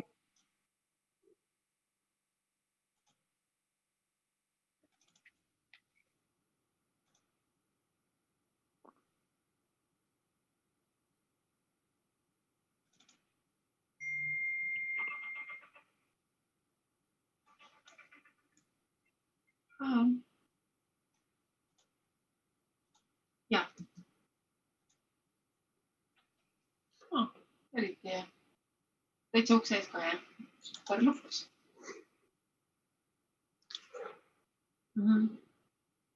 Okay. So there is some kind of a system line here now. Sorry, I was away for some time. Just got back. That's A lot okay. of new faces. There's new faces. There's been some changeover. Some people have arrived and some have left. It's actually been lovely to see the kind of rollover of different people able to drop in, share a coffee, or you guys would be on Glöggi by now, I would have thought. You know? Yeah, kind of a pikkujoulu feeling. Exactly. I was driving and actually watching in traffic lights from the Facebook feed, not while driving though. But Hey, Tavi, I might ask you to kick off the next session if you're up for that. Oh yeah, I can do this because I actually do have 12 minutes. I'm like, somehow my day got so busy. I was thinking to hang out here, also drink a little bit, but Yeah. but hey. Everybody's got glöggi happening here. Yeah, so yes, I was first I think it was in 2007 when I was in actually performing in Pixelache. But of course I've been as I live in Tallinn, it's really close by, so I've been attending the festival like before as well. And on that year we had a nice performance together with one Estonian musicians. Me and my friend, we were doing in this Kiasma cinema hall, like an audiovisual concert. We were young and very proud about this at that time. And of course, like Pixelache has always been like I'm always checking what is happening, and a lot of friends from that time, and also now I see like a lot of new friends are also old Pixelache heroes, like Tomo is there, I can see, and and Ville was here, and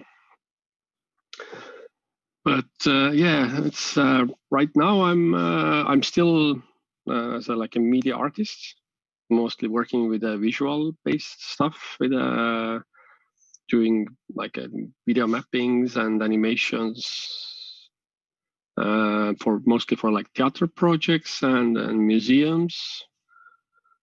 This year it's been quite a lot of ballet themed. I've had 2 ballet premieres, quite fun ones. One for kids, but it's always a very nice gig to have, especially in theater. So you can like adult audience, you know, they can always say like, oh, it was very nice and we enjoyed it. But maybe inside it was not so cool. But with kids, you can already see like if in theater, if there is a silence in the in the audience side, so definitely kids enjoy the play. So it's a very nice thing. Maybe I can also, I don't know, would be nice maybe to share a screen a bit, because I didn't prepare as like a proper presentation as that, but I can show quickly some things. I don't know, is my screen shared now? Yeah. Yeah. Okay. You see that? Oh yeah, this is like one of the ballet plays called Golden Temple, which we had a premiere on 1st of December. It was actually supposed to be premiered in spring, but exactly one day before all the Corona or COVID restrictions hit, so we were cancelled. And we had it in this National Estonian Opera House. Like now it's 10 days ago, I think. So this is kind of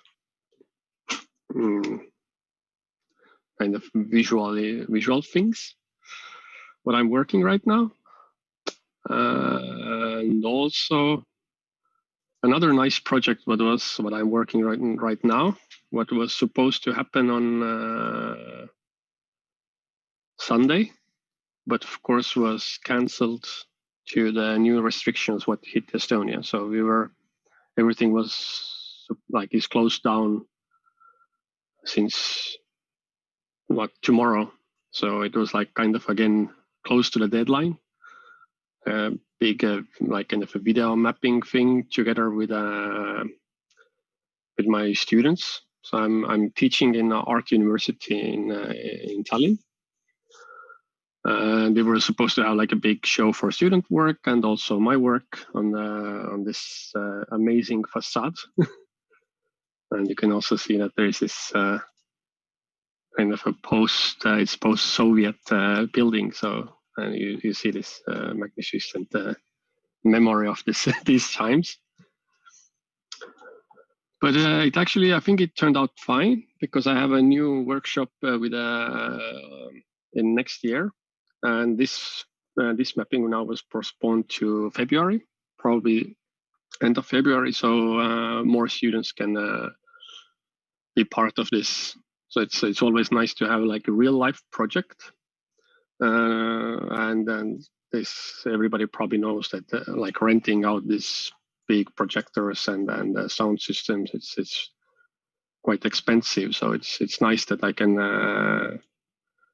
kind of mix my work and the teachings, so the students can have like a real life experience as well. Otherwise, it's I don't know, quite a lot of work. So and of course doing more sound things.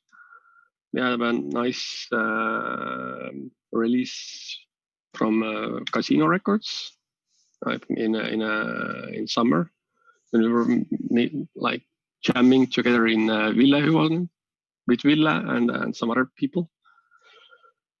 So it's now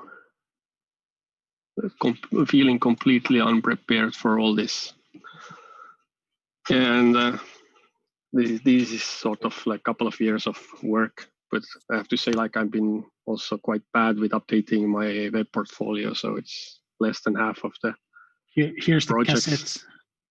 Yeah, where is Ville? Yeah, this is a nice cassette. So I think this is more or less what I've been doing. Also, like the back visual is a theater play was supposed to happen in spring. It's a Canadian production about this Polish writer Kosinski, if you maybe know, quite kind of a scandal writer dude. But of course, like a lot of projects in my work are being cancelled because there are like audience involved, and so. But it's like everything is still going. So I think I'm feeling quite optimistic about all this. And actually, I think I've been even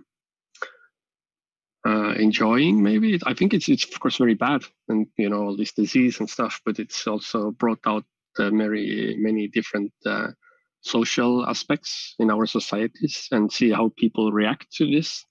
And so it's been very interesting in that sense. And I guess that's it. Thank you very much. Thank you, Tarvi. Yeah. I'm next going to call on Melinda Sipas, if you'd like to share your reflections.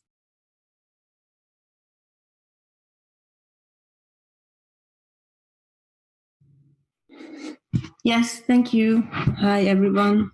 Lots of familiar and not familiar faces. So I must admit that I haven't prepared anything coherent or a presentation. Also because my week was very heavy.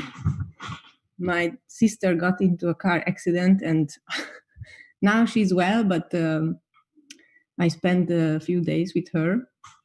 So I will just tell you some thoughts of what came into my mind since I was invited to this meeting, and also while I was listening to you, which was really interesting. Maybe the first thing was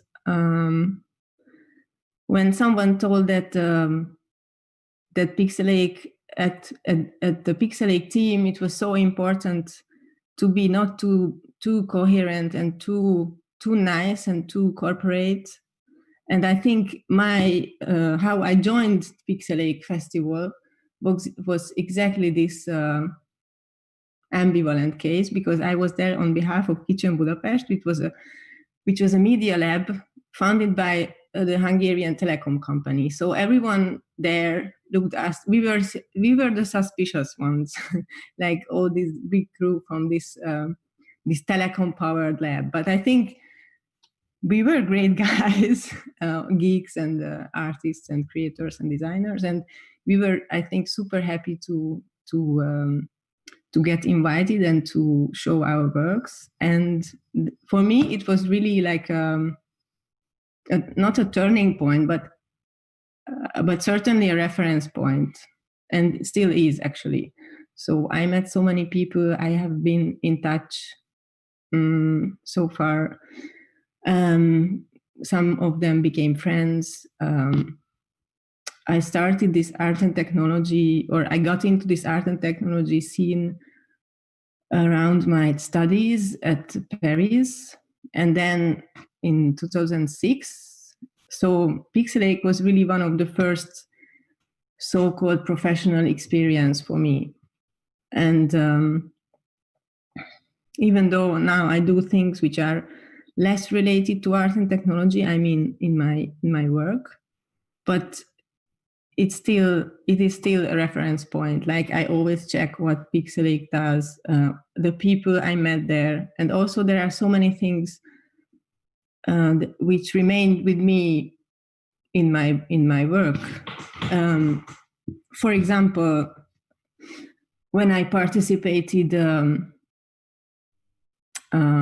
data cuisine workshop with Nathalie Aubray, we were in a team together in 2012, which was also somehow around Pixelache, even though not during the festival, but a very special and very curious event, and a very special initiative playing around with food and data, for example. So what my experience with Pixelache was always this kind of like very new, very experimental, and I think maybe it's also your experience as well. What else I wanted to say? I had so many thoughts, especially while listening to you, but there were the main points. Yeah, so maybe a little bit about me, because I think most of you you don't know me. I'm a designer, and I was involved in the art and technology circles around like between 2007 and 13, I think, mostly. And since this time, I have done so many different things. Some years I was I was closer to like social design. I even founded the design brand, a design company in Budapest. Oh, I'm based in Budapest, by the way. But also I experimented a lot and did research in special or interesting areas in food culture. And then I got 2 children. So the first one was born in 2014. So since 2014, things slowed down a little bit. And I also started a PhD. Actually, my first topic was around artistic collaborations, which was also inspired by this whole Pixelache experience and the Kitchen Budapest experience, where all these diverse people work together. But then now I switched to data visualization, because this is my current interest. So I mostly do installations that are based on some kind of data, so physical things. And what remained with me from this art and tech scene was that I'm teaching kids, and I'm tinkering with kids from age 6 to 14, 16, actually, quite on a regular basis. So this is really cool. And I try to keep it low tech and combine all the very old school stuff with some new technologies, like microbits and so on. So I try to bring in this geek spirit, which is actually not easy in their circles. Things which are not working is not easy to accept. So I try to make them understand that tinkering and failing and repairing all the stuff they do is part of the journey. Yeah, I think I can finish it here. Thank you for your reflections. Melinda. That was really lovely. Wojtek, can I call on you to Thank you. say your reflections next? Hi there. Hi. Can you hear me? We can hear you well. Perfect. Yeah, so this is quite challenging part. So I didn't prepare any presentations because this is too big to squeeze into a presentation. I mean, Pixelache has been so much part of my life, has been so much like integral to it, and part of really shaping me as a person, and as an artist, as an educator, as an activist. I mean, I met Juha when I was 23 in 2003 in Helsinki. I was studying in a school that doesn't even I think it was like not university, but almost kind of. I was studying graphic design, and that school doesn't even exist anymore. And I met Juha, and he because he made a presentation about Pixelache actually, and the stuff that they started to do, and the festival they were preparing. And after the presentation, I came up to him and asked, like, do you need any help? And after this came many sleepless nights, and trying to edit videos for the festival, and then making graphic design, and then being involved in the production, and then also as an artist and presenting stuff and all sorts of things. Like I think I have participated in all the Pixelaches in Helsinki since then, being involved in each of them in one way or another. So it's really like a broad. I mean, and there are like a lot of influential people that because I was quite young, only 23 when I met the Pixelache crowd. So that really made me helped me think about my own activities and careers and interests in a much more open and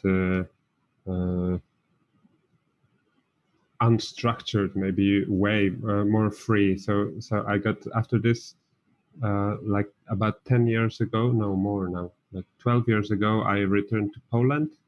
I was living quite long in Finland, 10 years, but then I returned to Poland, and and this was part of Pixelache also, that I got much more involved in these political and social issues, and trying to blend that with artistic practice. So I was doing activist work, and started teaching, and both Juha Huuskonen and later Andrew Patterson were a big influence in this shaping of my interests. I was involved in projects like what was the name? Herbologies and foraging networks, and going to trips with Pixelache to different places, to Paris, to Sweden, to Latvia, to Lithuania, to Estonia. So it's been really a long story with Pixelache for me, and I'm still, even though I'm not living there since 12 years, I'm still in contact, and every year when there's a festival happening, I'm there to participate, and I've been doing a little bit of graphic design also this year for Pixelache. I just wanted to share with you maybe. So what are you up to now, Wojciech? Okay, so maybe enough of the veteran stuff, and because there's too much to say about this, and I might get nostalgic, and we really don't want to don't want to go in that direction. So actually, this kind of happened in parallel with Pixelache and sparking my interest in thinking critically about politics, society, and the environment. I remember in 2003, Juha Huuskonen lent me the book of Naomi Klein, No Logo, and that was really like, I remember that being an eye-opener for me, because I was just a graphic design student and wanted to later to work in some agency doing graphic design. But after I came across with Pixelache, nothing was the same anymore. And then after this, when I came back to Poland, I got really involved in activist work. And since 10 years, I've been strongly involved in shaping the food cooperative scene here in Poland. I've been co-founding the first kind of grassroots food cooperatives here in Poland, and been like really advocate of this movement since more than 10 years now, and also working a lot with degrowth. With the degrowth movement, and recently as well with food sovereignty. Well, recently, since 4 years now, it's like the time span is a little bit confusing. So, and my main activities are around education. So I do a lot of like facilitation work and prepare workshops, educational materials, and about cooperatives, about food sovereignty, about social solidarity economy, and all sorts of things connected to that. And I'm doing workshops, designing workshops, designing and producing educational materials for these workshops, and then doing a lot of also like organizational stuff, organizing food sovereignty forums, and this has this has been also thanks to Pixelache. This practice has been for me on the border between like activism and art, and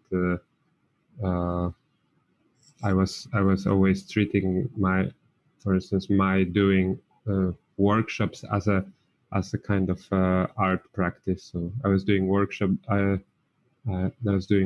at the Art Academy, like zine making workshops at the Art Academy here in Warsaw, and this was my idea of doing art, in that I would not be actually producing anything myself, but facilitating the process in which something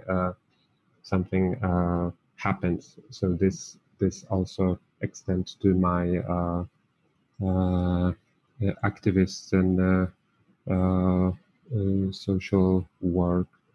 I have a website about this, but it's in Polish.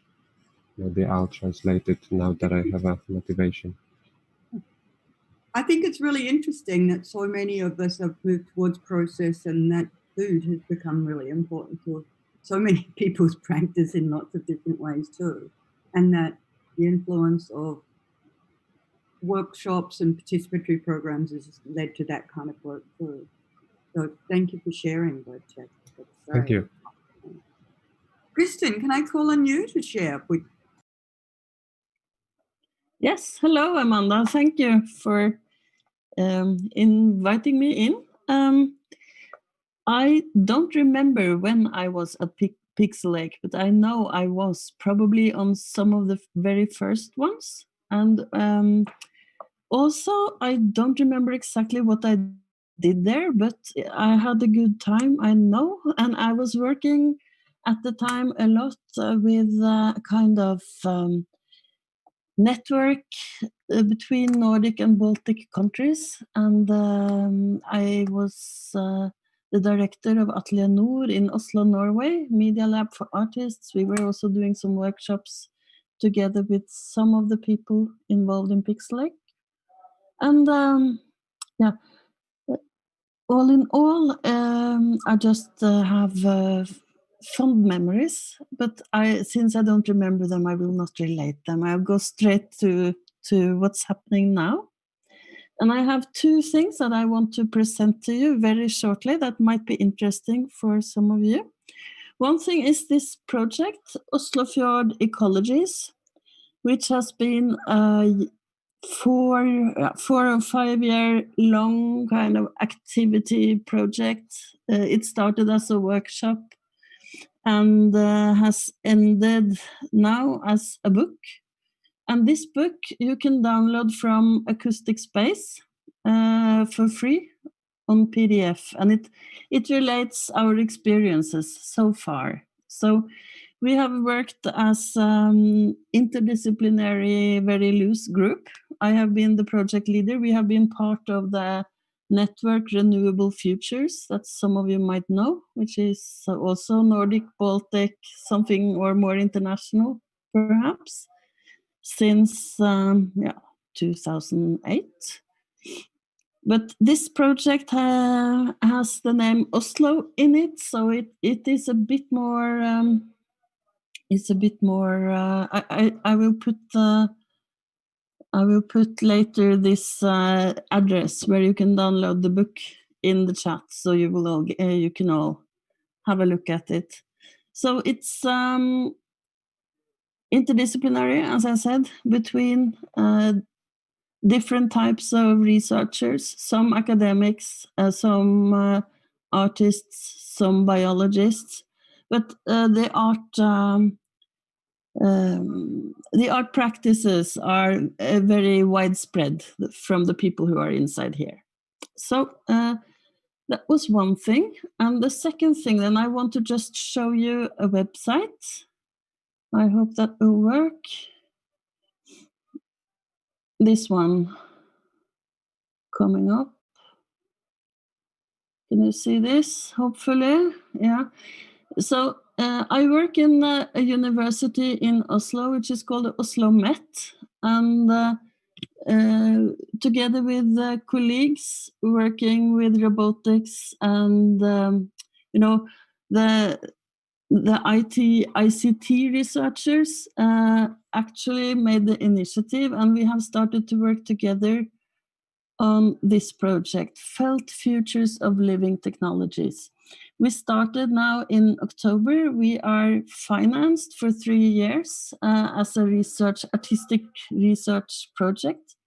So it's driven by artistic research. We have a PhD candidate, Hege Tapio, maybe some of you know her, and we are hiring a postdoc, which will soon be in place. So this is in Norwegian, but it is possible to find the English version here. So here you find some information. It's quite institutional and boring in a way, but it's a way to get in contact. And we will arrange an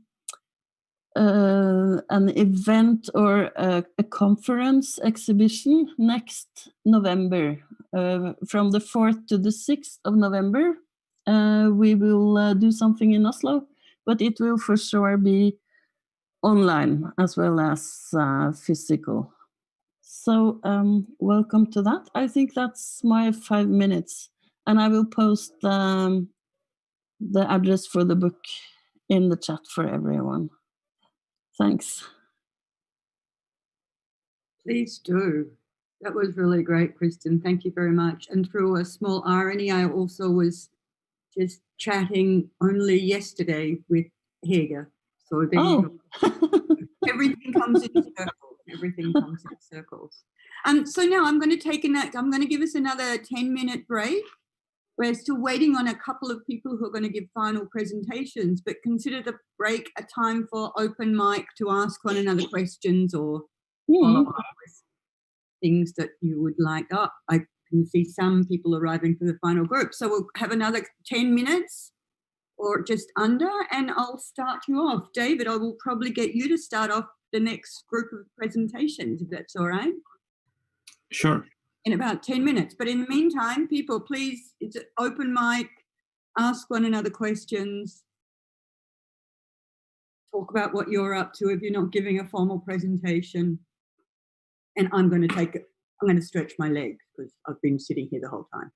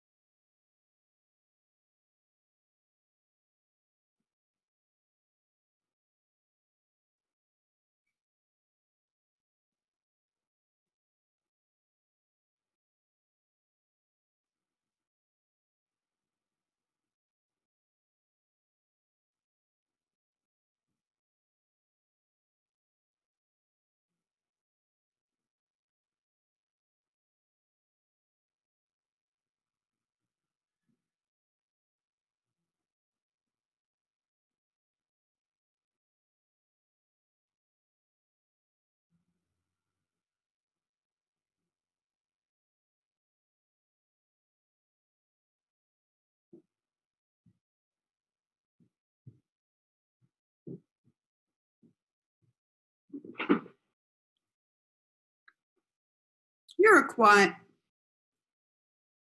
a quiet lot. You're like my undergrad students all go just,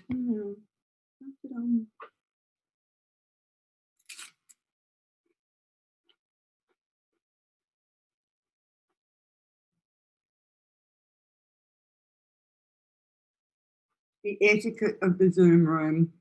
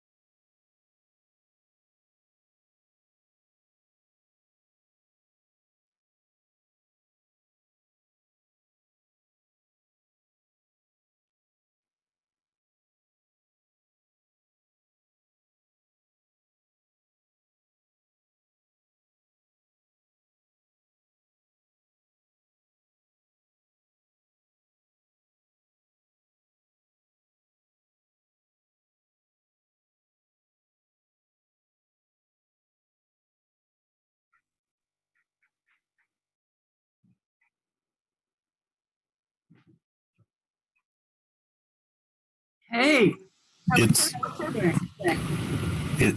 I think it's absolutely normal Finnish conversation. I don't see anything strange about it. That's perfect.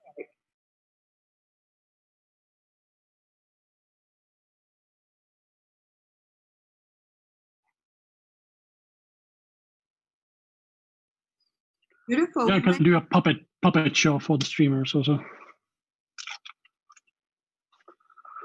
Maybe we kick off the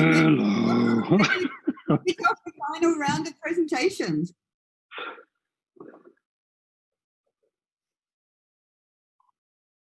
Well, David was going to kick us off. Is David back yet? What? Oh, are you going to kick us off for the final round of? Totally. I never left. Never I left. mean, I'm a container. It's cold outside. You were sitting so still. It looked like it was a screenshot. That's my Swedish. That's my Swedish me. You know, I became Swedish after so many years in Sweden. Yeah. Anyway, so your 5 minutes of reflection, David. Yeah, let's go for it. So first of all, welcome to my office. I've been sitting here since March, and I wrote in the spreadsheet that I thought I was at Pixelache in 2007, but I think it was like 2009, maybe. It was definitely not 2008 because that's the year my daughter was born, and that year we went to Argentina instead. Because when you have a baby, you have to go to Argentina, right? That's what people do. But the one thing I remember from Pixelache was going to the sauna. This is a fact. You know, I remember being at the museum, walking around and going to the sauna and going out, eating sausages and crawling in the snow. And that was nice. But just to give you some context of what it is that I've been doing lately, I will just share with you my browser. So I think one of the places where I put a lot of time is in Arduino, and as one of the founders of the Arduino platform, I try to just keep the craziness in it, the craziness we had when we created it. As Arduino becomes a company with over 100 employees, I think just trying to keep people sane by being stupid is my role. So I'm the founder that shows up in Christmas videos, doing stupid stuff, and that tries to defend that we should allow people to subscribe with whatever gender option they want into their user profiles at the company and stuff like this. Like one of the latest things I'm involved in is removing the words master and slave from all of the definitions of the I2C protocol.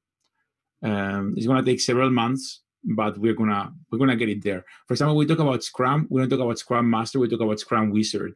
So it was a pretty long discussion as well. So how to use language in a more inclusive way and how to discuss different things is something that we are all very concerned with. And once you have something like Arduino that has thousands and thousands of documentation pages, millions of users in the community forum, implementing some of these changes is sometimes actually not really welcome by people. You will be surprised how many people are homophobic in the tech world, or you will not be surprised. But every time we publish like a rainbow flag or whatever, we lose 100 users. On the other hand, we win another 100 users. So who the fuck cares, right? But what has happened in the last years is that at around 2016, I became an Ashoka Fellow. I don't know if you're familiar with the Ashoka Foundation, but it's a foundation created by some people that somehow went out from McKinsey to create a foundation to work with the greater good, for the greater good. And I was invited to be an Ashoka Fellow in 2016, I think. And so I had this very funny moment where me being an anarcho-socialist Republican had to go see the King of Spain. So, and I broke the whole protocol. First of all, you get this email that says that you're supposed to be wearing a suit. You're supposed to be wearing like shoes and stuff. And I was coming from Sweden, and that day in Sweden it was snowing like crazy. So I came down from Spain with my winter boots, and it looked like I was a security guard for one of the ladies that I went together with. And then when you pose for the pictures, it says very clearly you have to have your hands on the sides or like holding the fingers like this at the bottom. And I went in the picture with crossed arms. Regardless, even though I broke all of the rules of protocol, I actually made it to the first picture of the royal family's website that day. So I'm pretty glad. So I broke all of the rules of protocol, and I proved that there is room for people like me in the world still. But also in the last years, I finished my doctoral thesis, and this was a really complicated task. It took me 15 years. And it took a lot of extra time because of administration problems. Like I had to change university, they lost my papers, I had to retake courses, and write the final book was hard. But it was even harder to deal with the printing house, because me being a digital person, I tend to believe that everything that is on a file can be transposed to or transmitted to the physical world. And so this book that you see here had bleeding edges, like the ink was doing like a pattern on the side of the book. And turns out that's really hard to make in contemporary printing houses, even though it was offset printing. This was not digital printing. Oh, sorry, it was digital printing, but with kind of like a semi-offset machine anyway, because it was a lot of copies. Then the last year, I got very involved with the coronavirus makers movement in Spain. This is a movement that emerged from people's living rooms while people got locked down in Spain. There was a lot of clever people that were forced to stay at home, and they weren't allowed out for 106 days. So we created a whole social movement where people collaborated to create personal protection equipment, and we produced about 1 million protection face shields, which is a world record. It's the country in the world that made the most face shields per inhabitant. And it was also an interesting thing from an organizational perspective, like how people self-organize by region and then by country, and there were different networks. Some people working with research and development, some people working with different things. And since everybody was locked at home, even though I was in Sweden, nobody really cared. So I was there, but without being there. And I took the role of the fundraiser. So I went out getting funding for the whole movement and making sure there was money to buy more materials and transport things from place to places. On the Department of Crazy Stuff, we got the army to fly a doctor from the Canary Islands all the way to the peninsula because he was going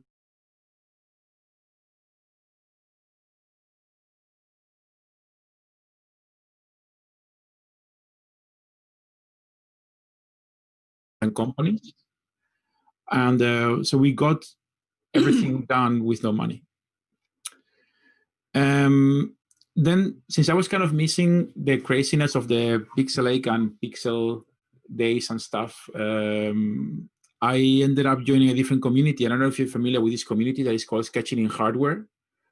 And it's a community of doers that arrange a yearly conference. And it's a little bit like this meeting today. Everybody gets 16 minutes to talk about what they did the last year. The people in this community come from a lot of different places, just like here. There's craftsmen, there is computer researchers, there is MIT graduates, there is Indian renegades working in secret labs, it's everything. And there is a yearly topic, and you're welcome to come. And then we do a project together and build something together for 3 days. So this year was very strange because, of course, building something together online was a really hard thing. And then on the Department of Really Weird Things, what I also do is I write books about dead programming languages. So my latest book is out, the Java Workshop. So if you're interested, I can give you a $5 discount. If the Kindle costs $5.30, you can get it for 30 cents. So that you know. But it's a book looking at Java, at contemporary Java. I think Java is not dead. I think Java has still a lot to say on security, on servers and stuff. And I think it's a really good book. Not that I made it, but the people I wrote it with, they were really knowledgeable. And so I did the easy chapters. They did the hard chapters. So yeah, that's my life in the last years, people. That and cats. I have also admitted to cats too, David. There are 3 who've wandered past my screen at one point or another during our presentations this morning. But yeah, Villa's asked to see the cat. Eric's not interested. He's allergic to them, so he can't even look at them apparently. Evelyn and Dmitry, it's lovely to see you join us. I'm wondering if you would be prepared to give us your 5-minute reflection next. We'll happily. Thank you, Amanda. It's lovely to see everyone, even in this matrix format. Yeah. And we are now at the Canary Islands, so we just escaped. Yes, went for a swim, and we are back at your digital gathering. So we didn't prepare anything. The only reason we wanted to tune in to this meeting is to give our deepest thanks for the Pixelache experience and how important this exhibition was to us. So we came to Pixelache in 2008.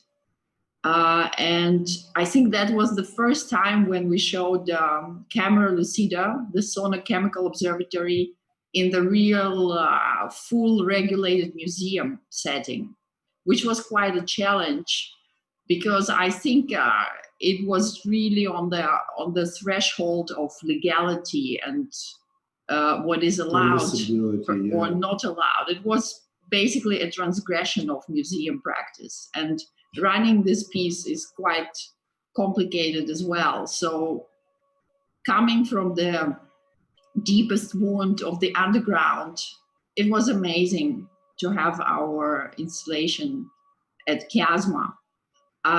Also, I did a presentation with Helen Evans, and this is how we met Hehe, which is the friendship that continues to this day. And Hehe presented another mind-blowing project, which was the Green Cloud, which is another quite impossible artwork.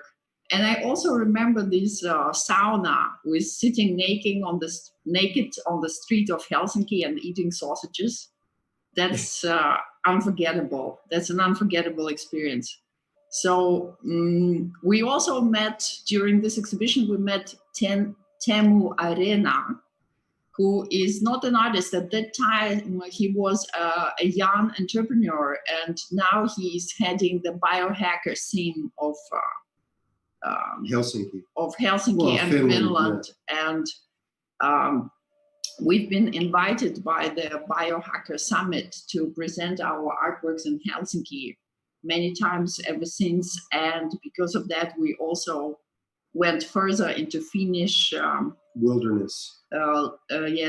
Nature and wilderness, and spent a few nights in the woods under the sky. So Pixelache was really a start of some very, very beautiful things in our life, and we just wanted to say thank you, and that we miss this. We miss Pixelache. We miss that what it was bringing to us. But vis-a-vis the current imbroglio, coincidentally, about a year before the pandemic began, we launched a research project focusing on the microscopic living matter in the air. It's a project called Aerobiome, and it's quite extraordinary to fathom that in a cubic meter of air we can encounter hundreds of thousands of microorganisms, of which hundreds of different taxa are represented. And this rather embryonic field of aerobiology is so significant, not only because we're dealing with one of the most significant players in geochemistry, in the geochemical cycles, life-sustaining cycles, but also in terms of atmospheric dynamics, and of course in terms of all of the pathogens and pollutants that reside also in the air that we breathe. So in 2019, we offered 3 workshops, 3 aerobiome workshops, sampling air at the Newer Institute Museum in Rotterdam and other sites in Rotterdam and the Netherlands. And we even offered an opportunity for people to bring their own sample of air in a plastic bag or any other container, and then we will incubate it and grow its bacterial contents. We were rather surprised how very little interest was from the usual museum goers to this kind of a workshop, and there was very little of a symbiotic mindset. So when people hear bacteria in the air, they get paranoid, or even squeamish. worse, fungal spores. Yes, so that was a bit of a surprise for us. But when I imagined this kind of a global catastrophe, a total collapse of the biosphere, I imagine how the oxygen content in the air goes low. Just a few percent will be enough that everything that breathes suffocates and dies within minutes. And actually, people dying from COVID-19 who are suffocating, it's this kind of the lack of oxygen, not because it's not enough oxygen in the air, but because your body cannot take enough. And it's a very fine line. And we have to understand that our atmosphere, it is not a stationary chemical composition. It's a very unstable biochemical byproduct. I like to call it a living organ. So it's constantly produced and reproduced by living organisms. So if we disbalance or destroy it, it can be quite catastrophic. So in a way, thinking about it with COVID-19 is a very deep, interesting question. Thank you very much. Super interesting. I'm loving hearing what you're up to now, and I've been taking notes. And please do share links in the chat. I'd love to hear that. I think at this point, that's the last of the formal 5-minute reflections that we've got, but I'd love to open the floor to anybody who has additional comments or reflections or things that they'd like to add, or histories or futures that they'd like to share with us. Unless, is that Pete Gomez has just arrived? Maybe he can't hear me. I would like to hear a bit more on how one can pack air. Like, it's so juicy to hear.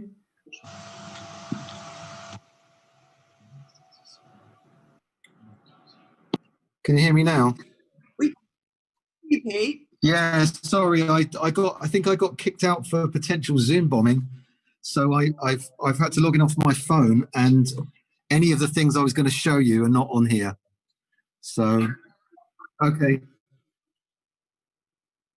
Yeah, don't worry, it's fine. It's just that I can chat to you, but I had some things to show which I can't quite do in the way I was anticipating. My slot's not right now yet. Anyway, is it? Yeah, it kind of is. We're right at the end of our gathering. But if you want to hop off and hop back, welcome. I don't think it will. I don't think it will be enough time now for me to reconfigure things. I'll just shoot from my. Shoot from the hip. Give us your 5 minutes. Shoot from the hip. What are you up to now, Pete? So I was going to kind of give you a little bit of a flavour of some things. I'll show you what I've got on my machine that I would have showed you. So just to give you a little idea of shifts in technology, I was trying to get people to back to where we were around that time. I think this is from around about 2003, 2004. Can you see that? Yeah, we can. And really, we were at the kind of probably the late period of locative media at that point, all obsessed by GPS. My work was at that time was making chalk drawings. I was never particularly interested in technology in that sense. I'm not sure where my motivation came from, but it was not around. It wasn't really around the technical sides of the GPS, because what I was doing at that time was incredibly low tech. I was using chalk, I was drawing, I was walking. Oh, hello, Kat. And so my starting point was, on retrospect, we were all very obsessed by GPS and notions of location. And with some time and distance, I think for me personally as an artist, there was a lot to do with orientation going on. And I think that was orientation of the self, orientation within a changing world in a way. It wasn't, I don't want to labor the point, but there was certainly something along those lines going on. And the drawing I made at outside Kiasma was near the station in Helsinki.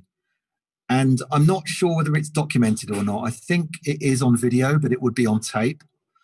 So that's interesting in itself. And there was there's the potential of non-documentation, not as intentional as CapPro or along the lines of just not doing it, but they were very ephemeral works. They were washed away by the rain, and they suddenly didn't exist. So if they weren't documented, they were just gone.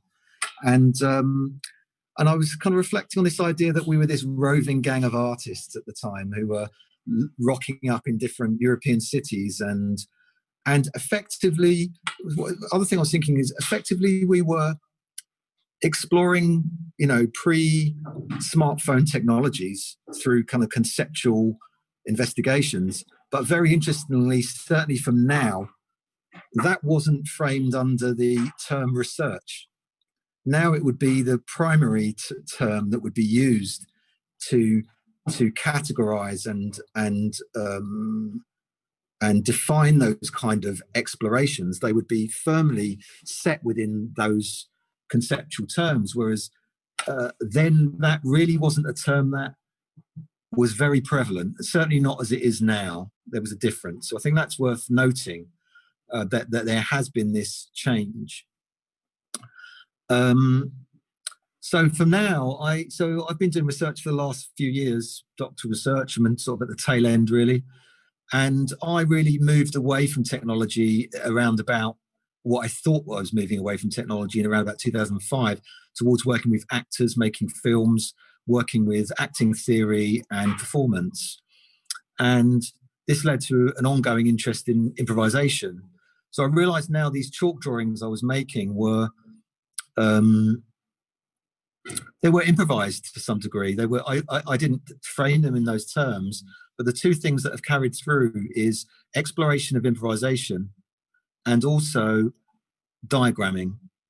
So I've been developing a new model for making films using improvisation, which involves an ensemble practice using improvisation of the camera, of sound, of performance.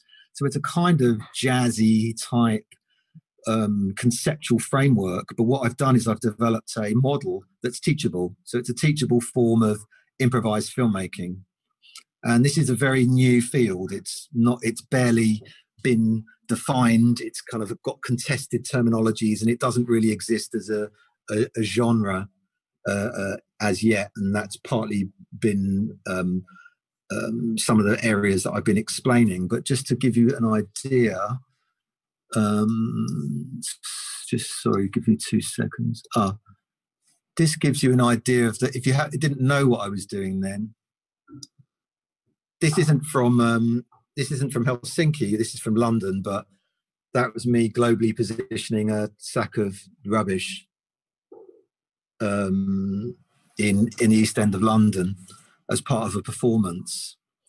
But that just that hopefully articulates the kind of low-tech diffraction of how I was thinking around utilizing technologies. I'll just show you a little bit of the model I've been working on. It's very involved and I can't really show you comprehensively now, but I'll give you an idea. Sorry, I'm just trying to, this would have all been done on a machine, but I'm doing two things at the same time here. Hang on a minute. Oh, is that going to work? Sorry, 1 second.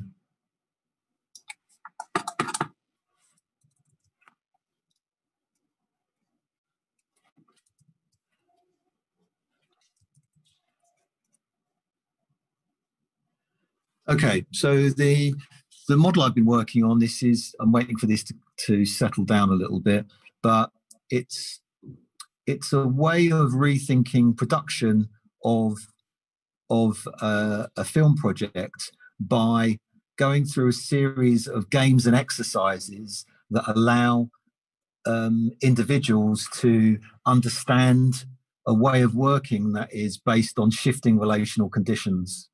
So rather than having prefixed structures about how, just to give you a bit clearer thing, rather than having preset structures about how a sequence or a film narrative might unfold, they are components of movement, framing, camera, and interrelational dynamics that allow people to read what's going on. So during an unfolding of improvisation, these are tools that get learned, or kind of techniques and improvisational strategies that are learned and understood.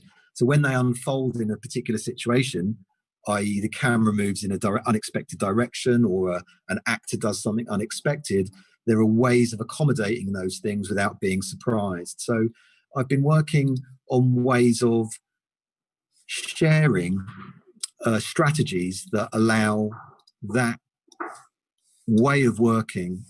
And I think this is related a lot to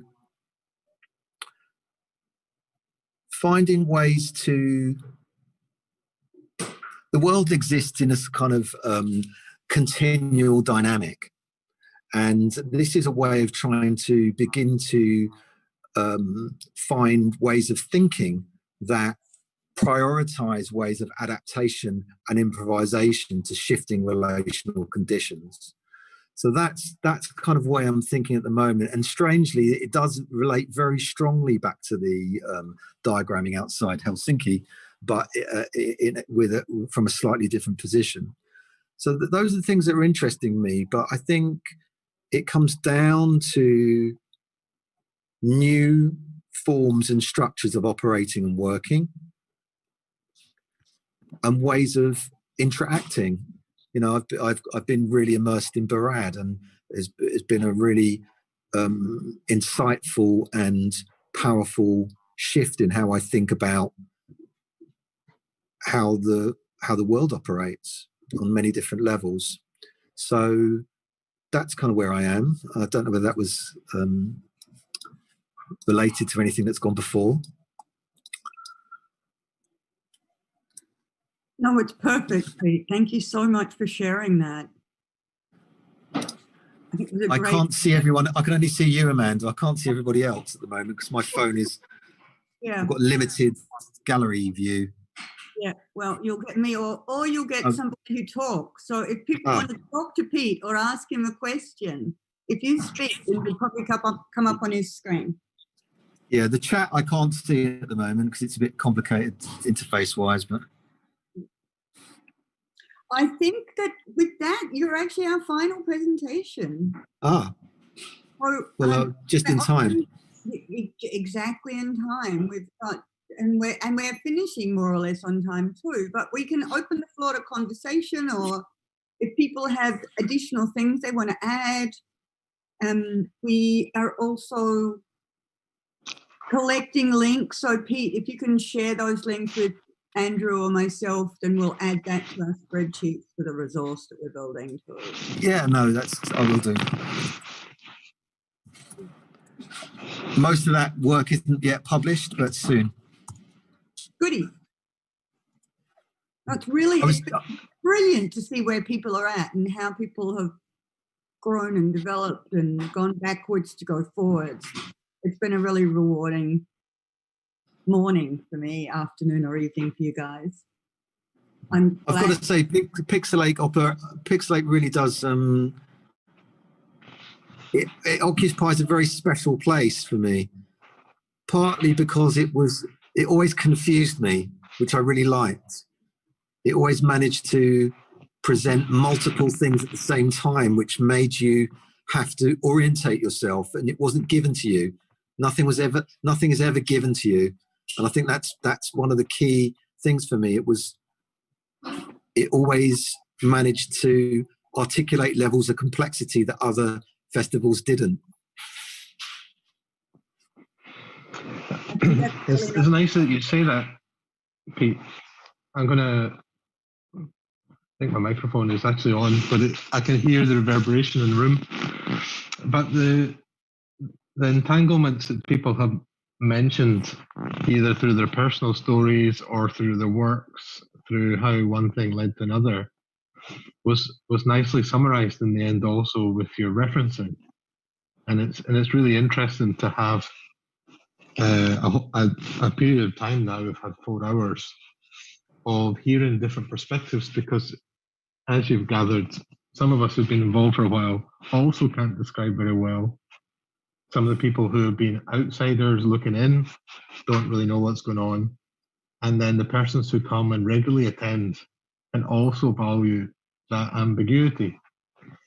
And it's interesting to hear the echoes and connections between people's presentations and thoughts, both the reflective ones and also what they do now, because it gives an idea of how that's a valuable thing, how we don't need to understand things clearly, but that actually the processes that are explored in that rather intimate scaled festival, with all the things that we don't know that are emerging, we don't really understand, how they can have value and create value over a longer period of time. And it may be that the clarity is only 10 years later, 15 years later, etc. But it's very interesting to hear this in this sort of compact, mediated experience that we've had today. So thank you everybody for their sharing and contributions. It's also really great to have someone as experienced and wise in the scene as Amanda moderating for us, because you also made the very nice connections between things in a super smooth way. So I thank you for that. Being an outsider is helpful. Indeed, indeed. I think it's good to go back to the open conversation. That was my thanks to Amanda as our host, and then to all of you as contributors to this event. Thank you, Steve, and the side who's been technical support, and I appreciate all of you. No worries.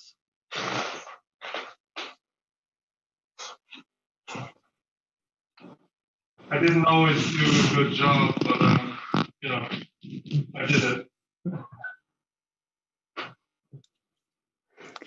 So when is next Pixelache?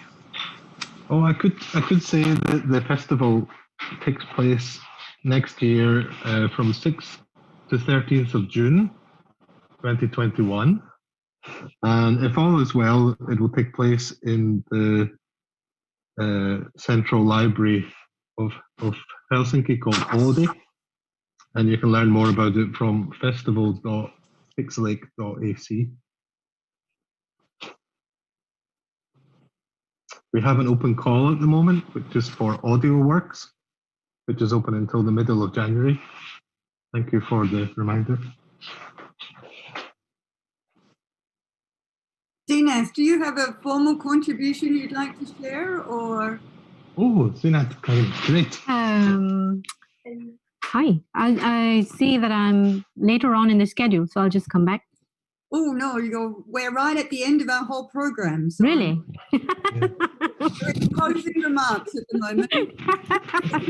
I literally just popped in, so all I will say is hello, everybody. Lovely to see you. Lovely to see you. Yeah.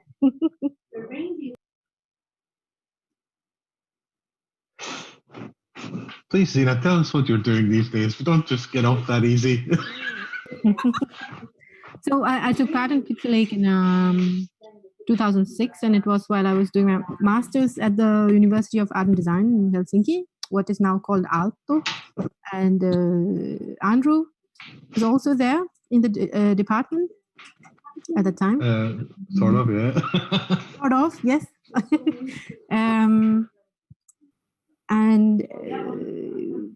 So Pixelache was where we featured our thesis project. So I collaborated with a fellow, Rikard Widerberg, with our project called Improve.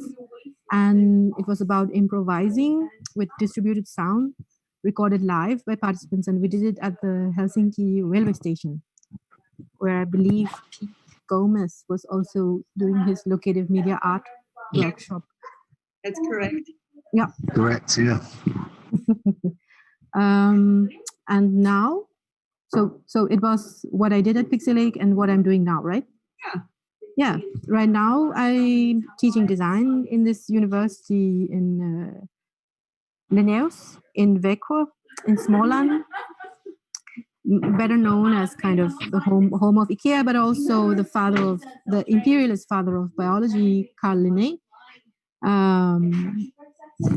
Today I just happened to be in a workshop space of the Little Pink Maker. She's sitting there, where we're collaborating with a few Sami reindeer herders to see what we can make out of reindeer poo. And so right now we've been working paper out of it. So we've been cleaning our hands a lot more than usual as well. I think we're all doing that for different reasons. Oh, awesome! That was perfect. So that was that. Yeah, thank you for listening. That's awesome. It's really lovely. It'll be a terrific addition to the archive. Now I'm just going to take a group portrait again because I can't help it, because you all look so lovely. Group portrait, everyone.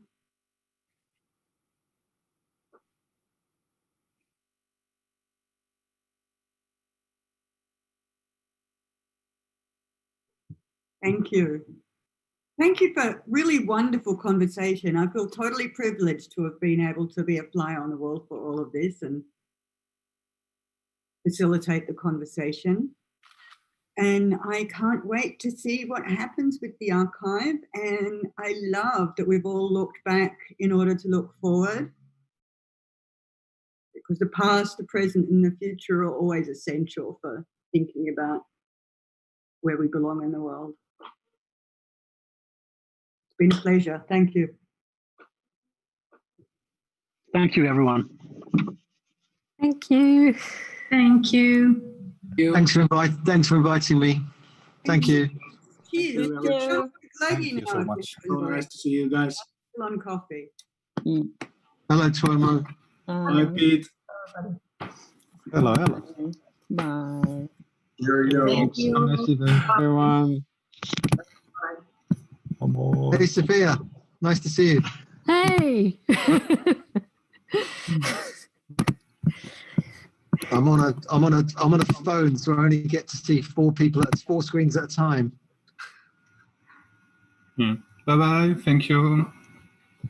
I'd love to know when this teachable form of improvised filmmaking is open for learning.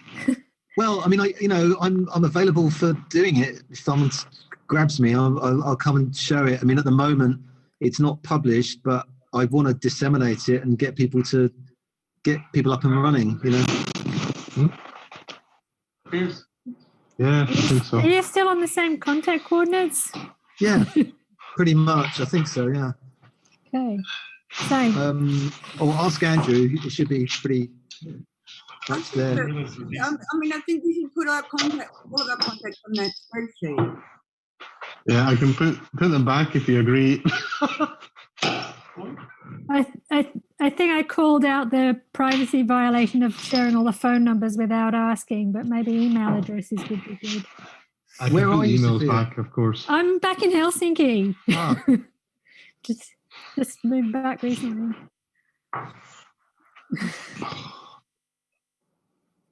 Nice to see everybody. Nice to see the elders. Thanks, Andrew. Yeah. Nice to see lots of other elders on using modern young person's technology.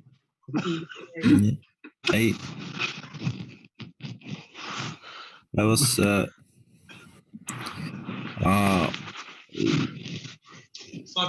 Fine. Yes. I've been. We go to drink now.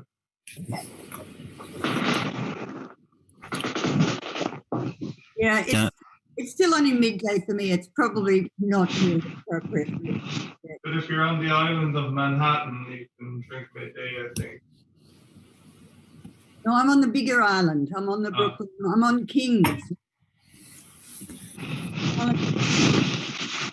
I'm no longer sure what we can do in London. I'm not even sure if we can go to a pub. I'm so confused.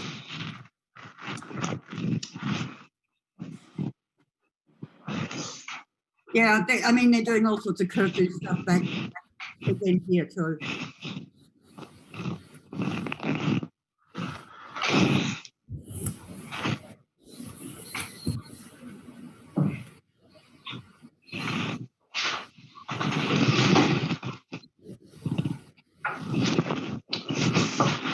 I don't know how any of you manage to do this for such a long time every day.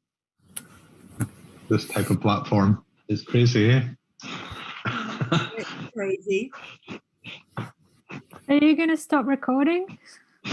Yeah, but No.